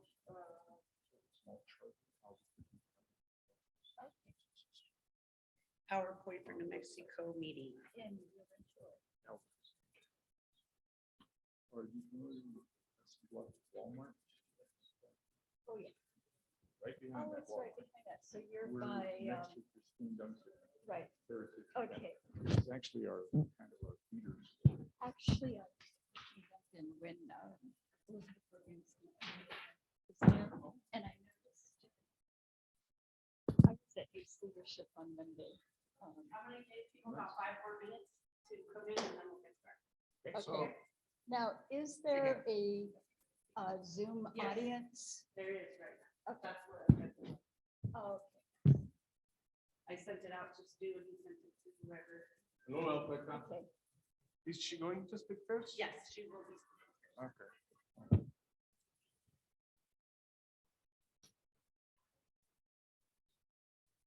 So here's the slide.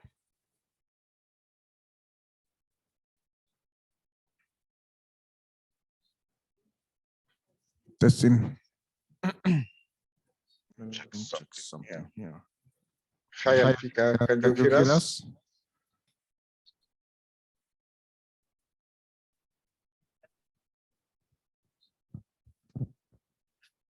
You are on mute. Hello.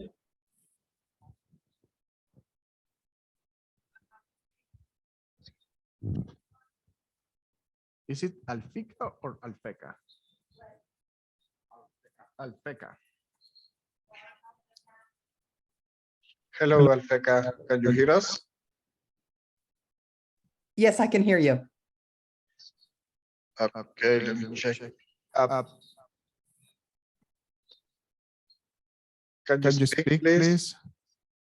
We just need to make sure that everybody here can hear you. My speaker's on. Oh, wait, give me 1 second. It's my bad, sorry. Give me 1 second here. I have to change the mic. Now, can you speak again? I'm sorry. Yes, can you hear me okay? Speaking now. Oh, I said the speaker. I have to change the speaker. Right here. Give me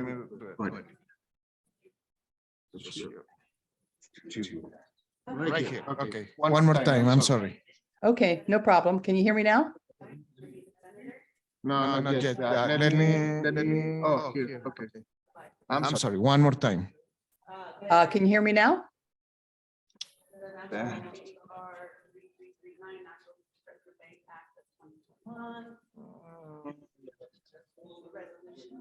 Microphone.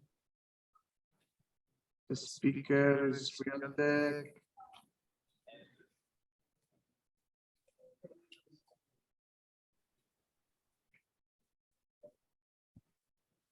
Okay, one more time, I'm sorry. Can you hear me now? With regard to that, when was it this? Wait. Where the topsoil got busted, I mean, got lost, the losses of the.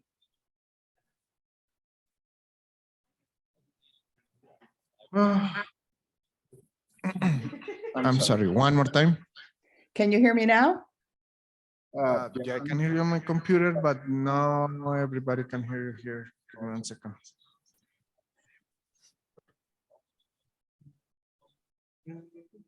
Here. Yeah. Headphone, Realtek. And here too, Realtek.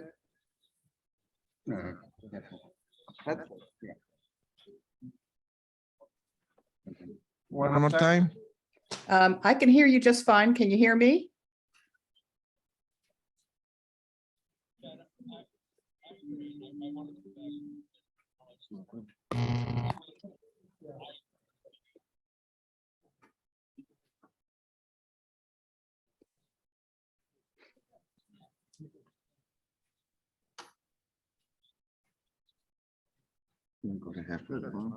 Yeah. No, right there.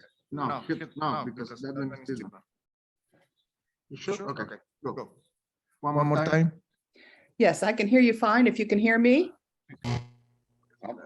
There.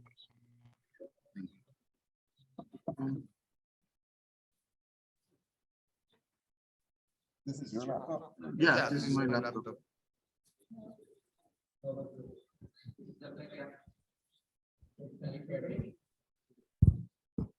¿Qué pasó? ¿Albercas? Sí, estamos en el test. Ajá, pues. Let me do something else. I'll just pull the audio from that laptop.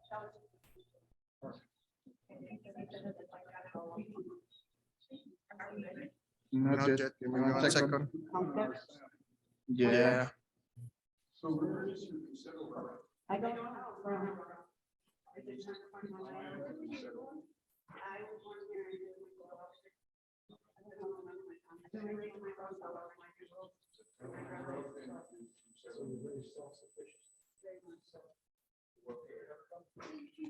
Can you type one more time? Yes, I can hear you just fine. If you can hear me. Yeah, now we can hear you. Good.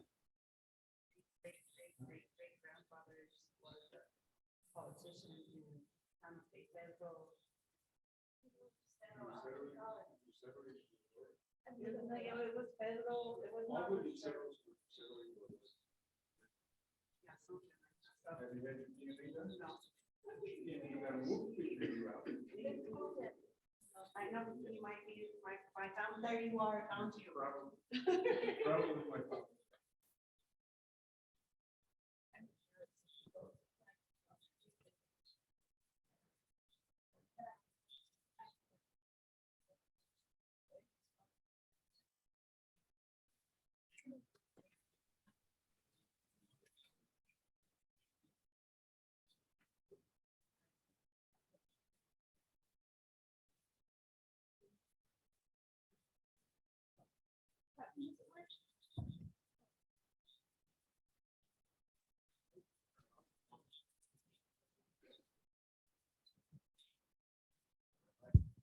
Red light.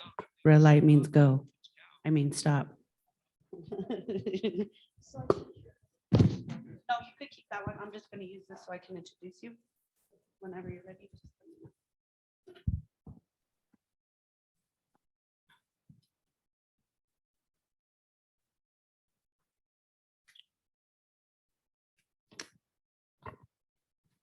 18, you can go.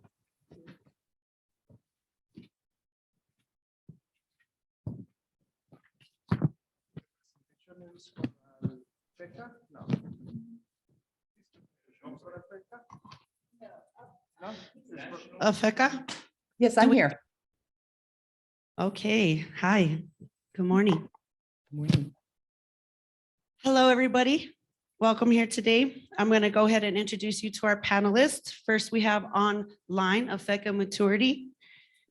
Well, she is, my phone. Alfeka Maturity, professional economist, as a resource for the panel. And we also have, sorry. Senator Bill Tallman, New Mexico Senator, District 18, Albuquerque. He is Vice Chair to the Senate Health and Public Affairs Committee and Vice Chair to Transportation Infrastructure Revenue Subcommittee. Senator Tallman earned his BA from Syracuse University and his MPA from the University of Cincinnati. His professional experience includes working as Deputy City Manager for Santa Fe, New Mexico, and as a city manager for multiple cities across the US. Representative Joy Garrett, State Representative, District 29, Albuquerque. She is Chair, Transportation Infrastructure Revenue Subcommittee. As a lifelong teacher and a mentor, Joy has worked with students from pre-K through university level.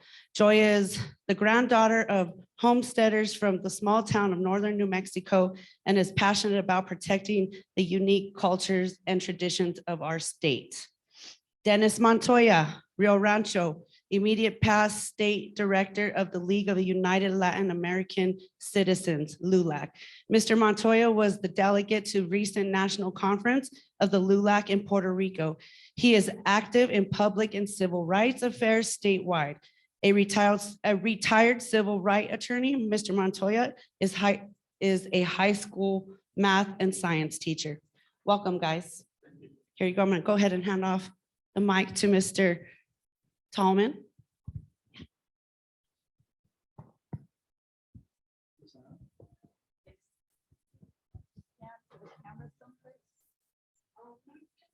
They got you. We got you up there. We have you right here.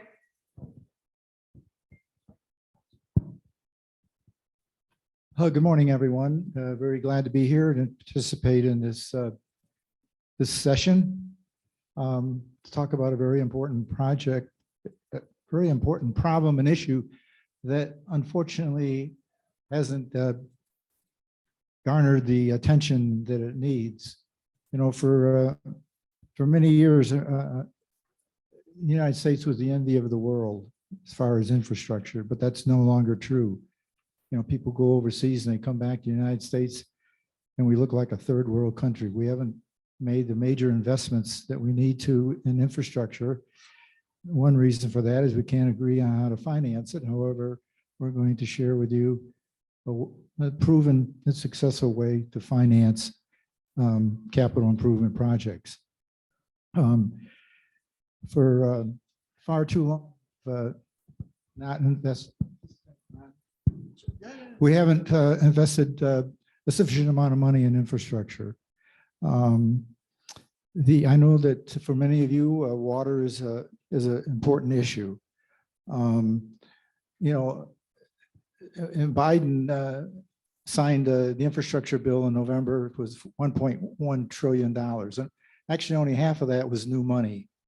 The other half was just a reenactment, reauthorization of existing money. Some people are saying that we could spend the entire $1.1 trillion just on infrastructure. Here in New Mexico, state engineer says we need $2 billion for water infrastructure, but we're only getting 1/6 of 350 million for water infrastructure. That's, again, that's only 1/6 of what we need. There is no money in this bill, in the Biden bill for desalinization. There's no money to bring water into the Southwest from other states with a surplus of water. And there's no money to replace aging pipelines that have been in existence for over a century. Also, in the infrastructure bill that Biden signed, 73 cents of every dollar coming in New Mexico is going to be for roads and bridges. You could make a good argument that that's not our biggest need. So really, of all the 13 categories of spending, roads and bridges is the only category where we're getting an adequate amount of money. We need $2 billion for broadband in New Mexico. We're only getting $100 million. That's only 1/20th of what we need. We're getting no money for high-speed rail. You might say, well, so what? Well, we're falling way behind the rest of the world in high-speed rail. China's got 25,000 miles of high-speed rail. We have 0.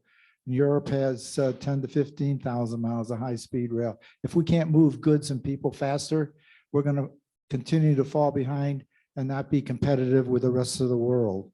Electric grid. We have the second sunniest state, the fifth windiest state. And so we have the potential to produce a lot of renewables, and yet we're getting no money for the electric grid. We need to transport all this renewables to other states.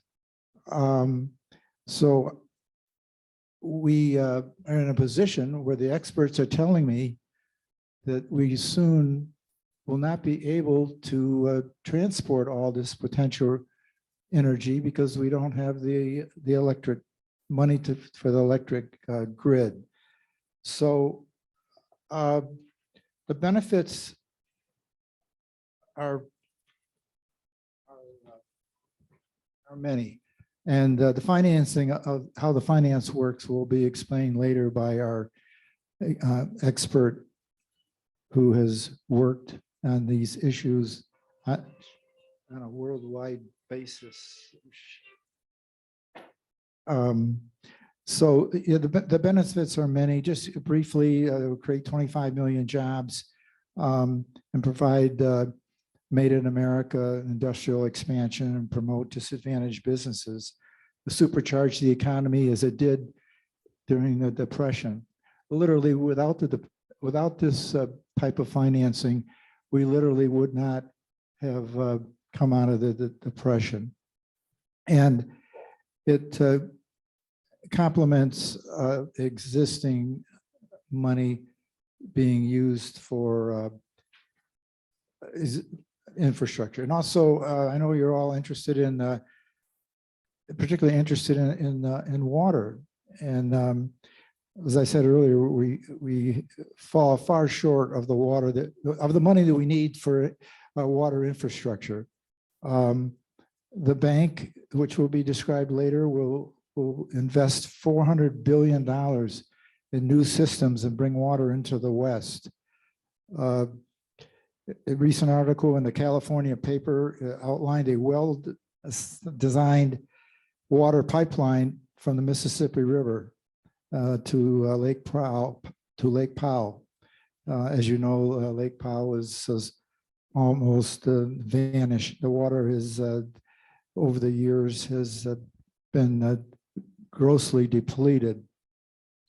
As I said earlier, the bank will produce create thousands, millions of new jobs, and Davis-Bacon wages will be paid. And we in New Mexico have been working hard to promote this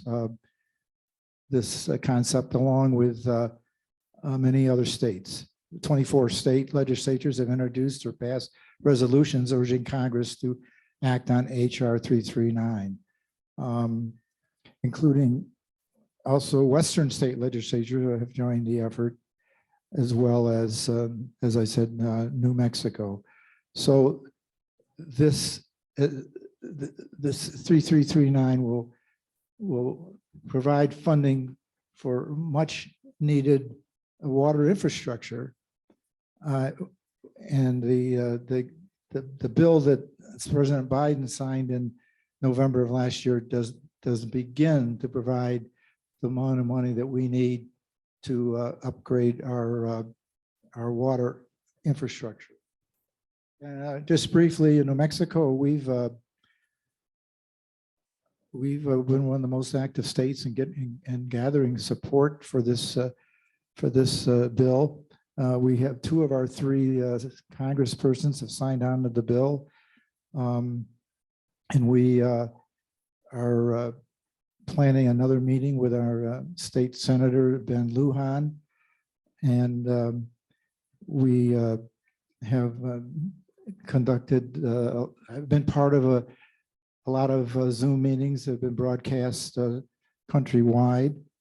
And I have spoken to many organizations, including the National Council of State Governments, as well as the Councils of State Governments, and on this topic. So in conclusion, I urge all of you to contact your congresspersons and tell them that this is urgently needed. There may not be a lot of publicity on it, but just because it's a great idea and it's something that's certainly needed, doesn't mean that it garners enough support. So that's why we've been working so hard to promote this much needed legislation.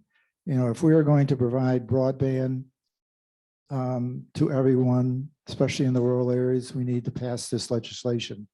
If we need to transmit all the renewable energy in this country, we need money for the electric grill, not the electric grill, the electric grid.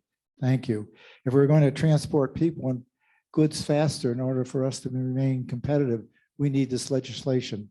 If we need to have an adequate water supply, especially to the areas in the Southwest and other parts that are losing their water supply, we need to pass HR 339. So please contact your congresspersons and urge them to support this legislation. Thank you. Good morning. I am State Representative Joy Garrett, representing the Northwest Quadrant of Bernalillo County in central New Mexico. And I just want to start by saying that when I became a teacher, I discovered that education is political, that being a teacher means you have to engage in politics at just about every level. And that's why I really have the deepest respect for Rudy Arredondo and all the people who founded the National Latino Farmers and Ranchers Trade Association and held this Congreso. Rudy recognized that rural farmers, those engaged in agriculture at every level, need to have an organized voice. And one thing about those of us present at this event here at Isleta Resort is there's hundreds of people here, and many of them are in the 18 to 35-year-old age bracket. So we're really talking about the future of rural farming and agriculture, which many young people are attracted to because they no longer want to live in a crowded urban environment. So it's great to be here. I think one of the biggest challenges and barriers that we face as legislators, as farmers, the people here, is a comprehensive and innovative vision, planning ahead for decades, not for next year's budget, not for next year's crops, but to get the adequate, visionary, innovative perspective that we really need. And that's why I encourage everybody here who's either streaming this live or watching it later to get involved. And as Senator Tallman said, to reach out to your local legislators, your national, federal legislators to support the National Infrastructure Bank. I want to talk briefly about New Mexico. The governor, our governor, Michelle Lujan Grisham, appointed a water policy and infrastructure task force led by our state engineer, Mark Hammond. And this is really important because the problems he and his task force identified are so characteristic of many of our Western states. And I want to talk about a few of the things they identified. Persistent drought being exacerbated by rising average annual temperatures, catastrophic wildfires resulting from drought, which devastates our watersheds, declining aquifers resulting from reduced surface water supplies, aging water and wastewater infrastructure, which hits people in rural areas the hardest, the need for stormwater control investments, the lack of consistent funding for proper human capacity development and data analysis, and then the need for long view planning and investment to correct years of underfunding. And this is a problem not unique to New Mexico. And in New Mexico, Representative Susan Herrera, who represents a huge northern New Mexico County, Rio Arriba, pointed out that 62 acequias were destroyed or damaged due to our New Mexican wildfires and then flooding. She also points out that major legislation with money directed towards regional water planning is necessary. When she looked at water financing for Eastern New Mexico, it turned out that it averaged about $50,000 per farm. That's a lot of money. We need a lot of money to do the regional planning. And that's why I'm such a supporter and really trying to drive support for the National Infrastructure Bank. Because when we talk about regional planning, especially for water, it's not just within one state alone. It really crosses borders. As Senator Tallman said, people are now talking about water pipelines from eastern flooding areas or Texas flooding areas to go to drought parched areas. That costs billions of dollars. One state can't do it alone. The recent funding from the federal government can't do it alone. We really need a visionary project to fund this. So that's one thing, that's the main reason I support it. And finally, when we look at the cultures of our Native people, our Hispanic people, our African-American people, our Asian farmers, and just everybody, regardless of race, as this farming movement emerges with younger people who are searching for a better quality of life, we have to have water. We know, agua es vida, water is life, but it takes a massive influx of funding. It takes an awareness that this is not, it's a regional aspect among states, not just within a state that we have to do. Finally, I want to say I'm the granddaughter of farmers. My grandfather farmed in Union County in New Mexico. His family left. My mother and aunt left with their parents because there was no water back during the days in the 30s when we had the Dust Bowl era. I don't want to see that happen to our new generation of farmers.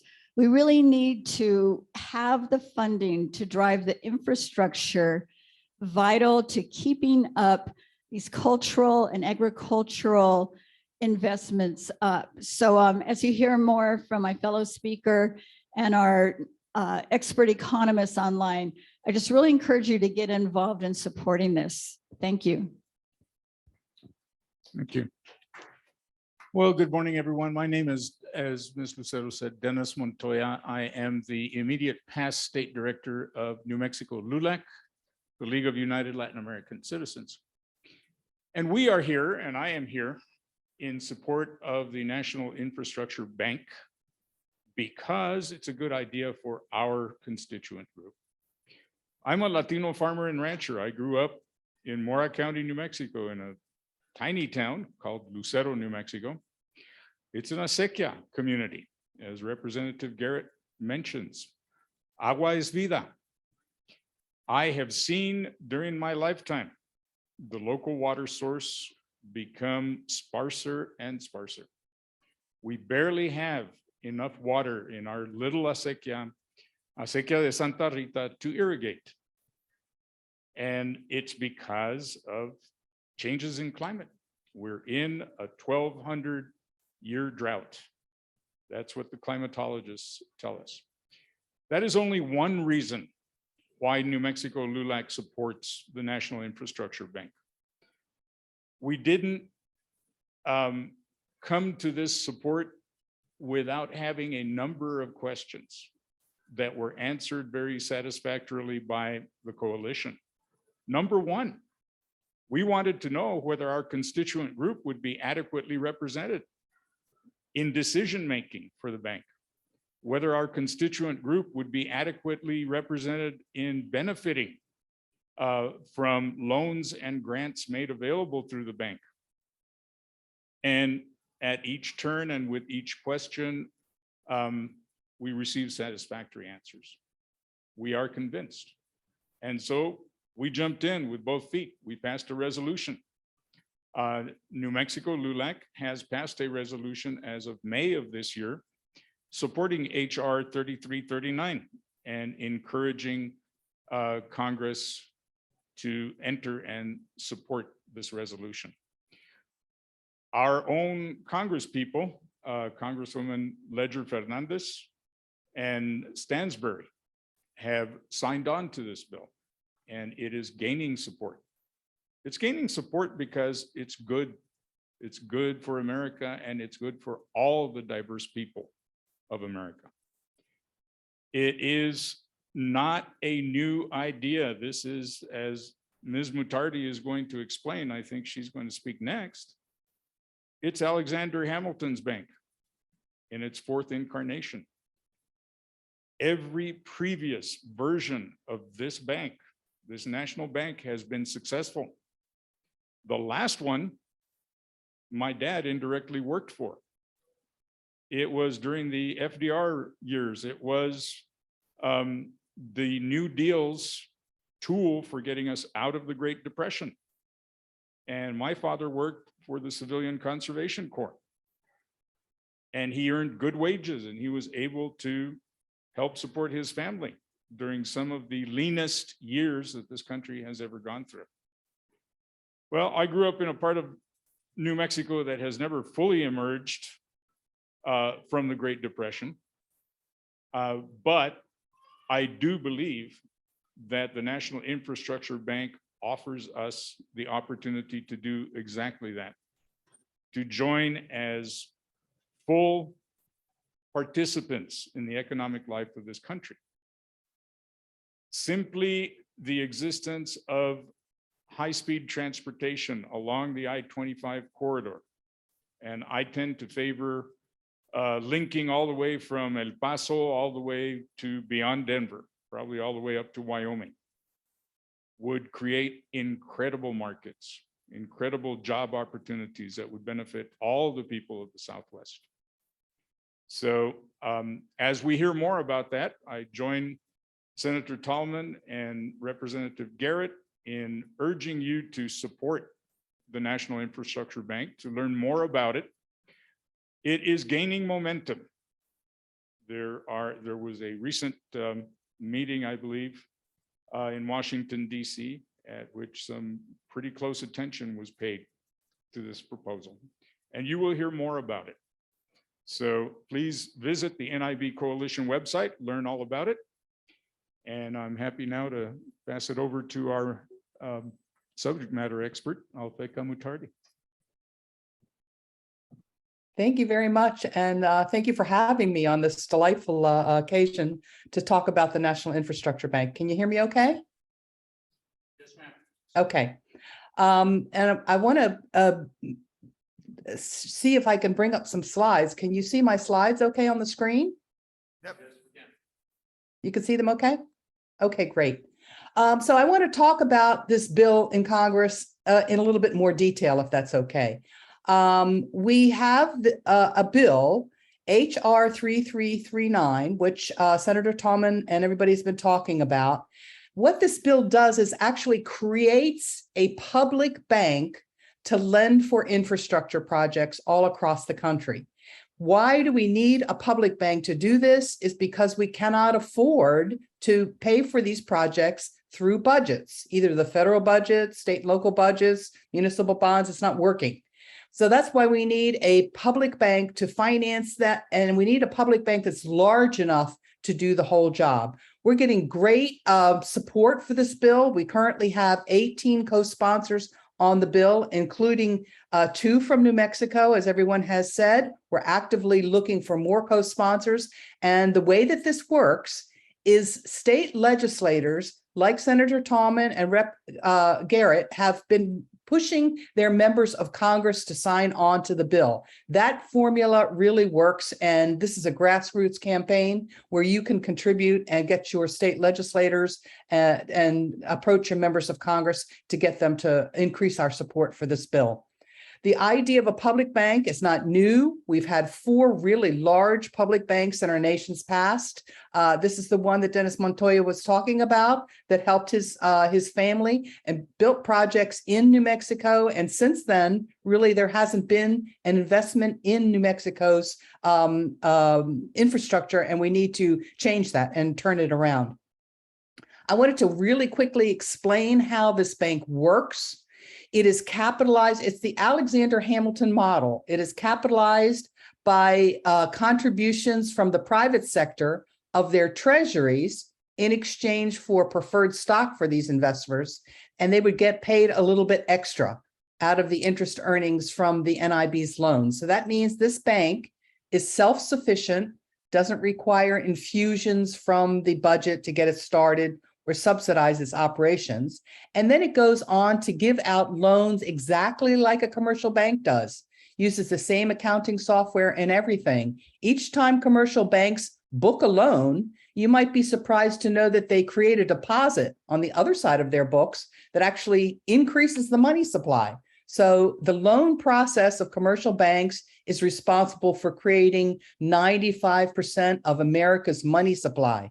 And then it uses its deposits and other loan payments coming in, other cash, to move money and circulate it out of this deposit and through the rest of the banking system. Loan terms are very advantageous so that communities like New Mexico will have the capacity to take on these loans. Very low income communities will actually get grants rather than loans. And then the borrowers will be any kind of government that owns a bit of public infrastructure, like the city of Albuquerque, which has endorsed the NIB legislation, I would point out, by the way. So has Rio Arriba County done the same, and those kinds of support have resulted in members of Congress coming in to sign on to the bill as well. We cover $5 trillion in infrastructure projects because that's what the country needs. The American Society of Civil Engineers has counted it all up, and they say that that's how much we need to repair our transportation systems, our water systems, upgrade our electric power grid. In addition, we added categories. We also think the economy really needs a complete high-speed rail network across the country. Of course, broadband into every single rural area so that we can do telehealth and telemarketing and bring farmers up to connectivity with the rest of the nation. Affordable housing, 7 million units is what the lowest income earners in our nation need so that they will not be housing insecure. And then this area right here is the one that really New Mexico needs the most. Large-scale water projects to address drought, where we grow half of our nation's food supply. We are currently not going to get enough from the bipartisan law. We're glad that it's passed, but it's too small. So here's a line-by-line comparison of what the National Infrastructure Bank will provide and what the bipartisan law will provide. This is 1/10 too small. If we want to fix infrastructure, let's be frank and start with what we need and then get a bank that's large enough to finance the whole amount. And that's what this National Infrastructure Bank will do. Not only will it build infrastructure, it'll build the American economy, create 25 million new great paying jobs. As Dennis said, this was the last time when his father got paid well by working on projects that were financed by the previous bank, the Reconstruction Finance Corporation. This bill requires that workers receive Davis-Bacon wages, which are high prevailing wages in your area. Also, Buy America Only for the construction inputs, will promote American manufacturing, grow the economy even faster. We can get GDP growth rates on average twice as high as they were on average even before COVID. And again, all with no new federal taxes, spending, or debt.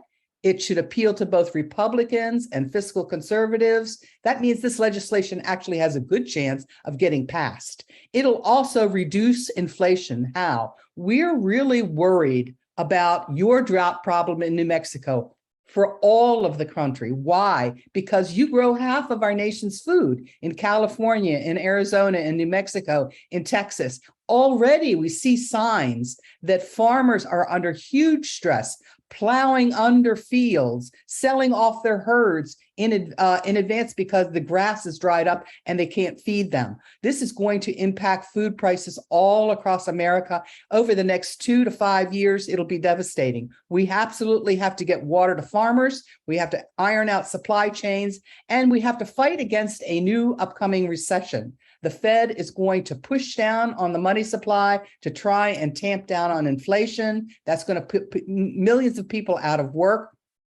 We can lean against that by hiring workers quickly to do these long lists of infrastructure projects that are sitting in Rep. Garrett's and Senator Tallman's file cabinets of projects that haven't been done in New Mexico, get them started right away and hire workers to do this job. Here is the drought. It's devastating. As Senator said, it's a 1,000-year drought, really into its third strong year now. Water is just, drought areas are burning up, high temperatures, low water along the Colorado River, wildfires. And this is where the aquifers are drying up as well, because without water coming out of the mountains from precipitation, they're pumping water out even faster. We know, for example, in New Mexico, you just built a pipeline to bring water down from the San Juan River, but now the San Juan River's gone dry, and so the pipeline won't be able to deliver the water. Arizona's had its water cutbacks very severe as well. So this is a regional problem, and we need a regional solution, and that's what this bank can provide. We really want to help farmers and ranchers and rural areas. This is where we grow our food, as I mentioned. A lot of farming and ranching is becoming less and less sustainable. And that's because the economics are just not there to support them. One thing farmers need is connectivity. They need local roads and bridges. They need this broadband. They need the high-speed rail. They need an electric grid so that they can produce solar power on their farm and then get it shipped to neighboring areas by a better enhanced electric grid. And of course, they need this water infrastructure. We dedicate $800 billion in our bank for drinking water and wastewater sewage systems, and another $400 billion for these mega water projects. So we have a plan for building out and supporting farmers and ranchers. We also want to build and support low-income communities. And we know that New Mexico has always suffered from low per capita income. We want to provide grants rather than loans for these very low-income areas. And we have specific things in our bill to make sure, and we've been approached by Latino groups and by Native American groups to make sure that we mentioned that we want to have specific mention in our legislation to include tribal areas and make sure that we get all of these new resources, projected resources, out into the very lowest income and poorest areas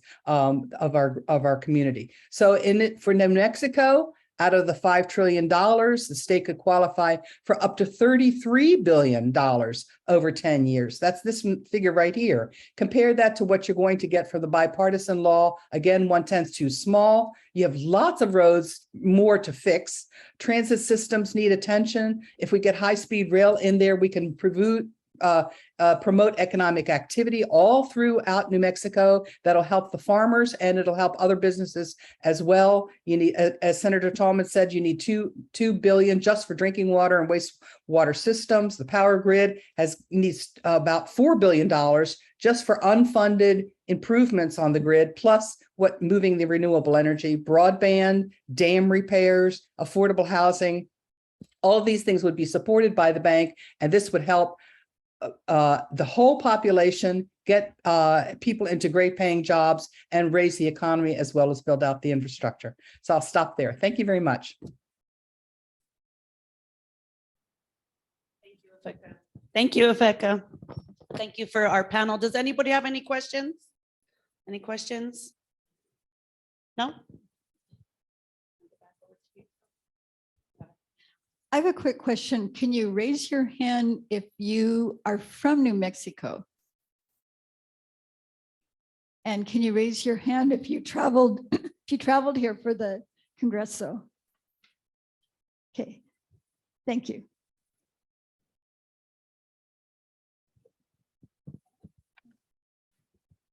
Well, I have a question because we had it. My question is, who's going to pay for this? Because I think the answer is very interesting. National Infrastructure Bank, as Alfeca just mentioned, will not cost the taxpayer a single cent. It is 100% funded by people who hold treasury bonds, who will invest them in the bank in exchange for a better interest rate than the treasury pays. This is why it should gather widespread bipartisan support. It will benefit, as I said earlier, everybody in this country. I can't think of a single group that will not benefit from this, but Latinos will benefit greatly. And New Mexico Latinos will benefit greatly. And we see it in New Mexico, LULAC, as the opportunity for us to achieve first-class economic status, which has been long delayed. So we very much encourage everyone in the Zoom audience and here in the audience at the Congreso to inform yourselves. I believe the website is nibcoalition.com. Inform yourselves about this legislation. Why wouldn't more people in leadership positions be supporting this? Well, they will if you tell them to. Quite frankly, I've been accused occasionally of being blunt. I think that there are some people that are political leaders that don't like the idea that funding would come from a bank and not from legislative bodies. That funding would be impartially administered. That funding would not be pork barrel, but administered by a bank. And I think our leadership needs to hear. Obviously, we do have elected leaders that have received the message. 2 out of 3 of our Congress people in New Mexico have gotten the message. Congress people all over the country have gotten the message. Parties, I believe the Democratic Party of the state of Washington has endorsed this concept. And we are in talks with the Democratic Party of the state of New Mexico. So this is just one road stop along the trail of gathering support for this proposal, but it's a proposal worth your attention and worth your support. And as Dennis said, this isn't a partisan project. Declined it in New Mexico. Republicans who questioned it because of the funding, they were afraid that it was going to add to their taxation, realized that no, it doesn't add to taxation, as both Alfeca and Dennis explained. So it's a bipartisan effort. Recently in the Albuquerque Journal, a Democrat and a Republican did an op-ed about getting water from Mississippi. And in the article, they recognized that the National Infrastructure Bank would be probably the only way to sustain the funding for such a project. So I truly believe if we want to make our agricultural lifestyles and pursuits and our children's futures intact, we really need to pass this bill and create the opportunities that it creates. We have to do it now, not in 5 years, not in 10 years, but we really need to do it now.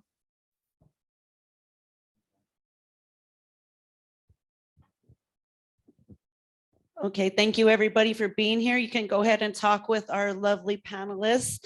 I want to thank again Senator Bill Tallman, Representative Joy Garrett, and Dennis Montoya for being here today. Thank you.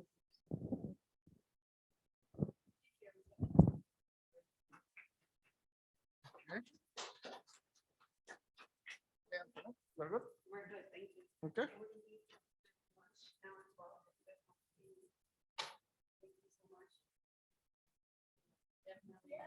I'm gonna definitely be calling you about how much hard work I'm gonna do. I thank you.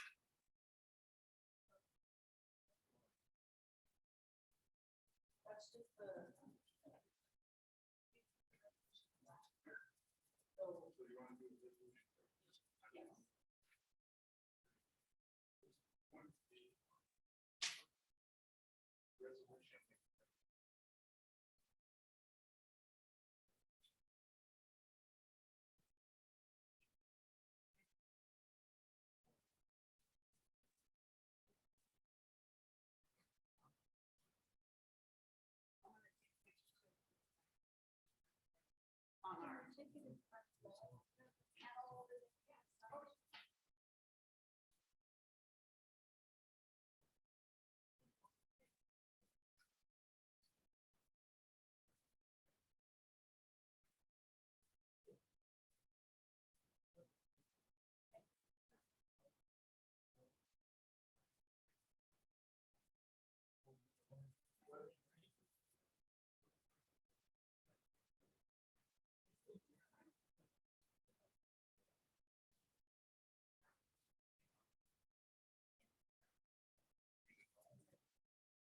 that little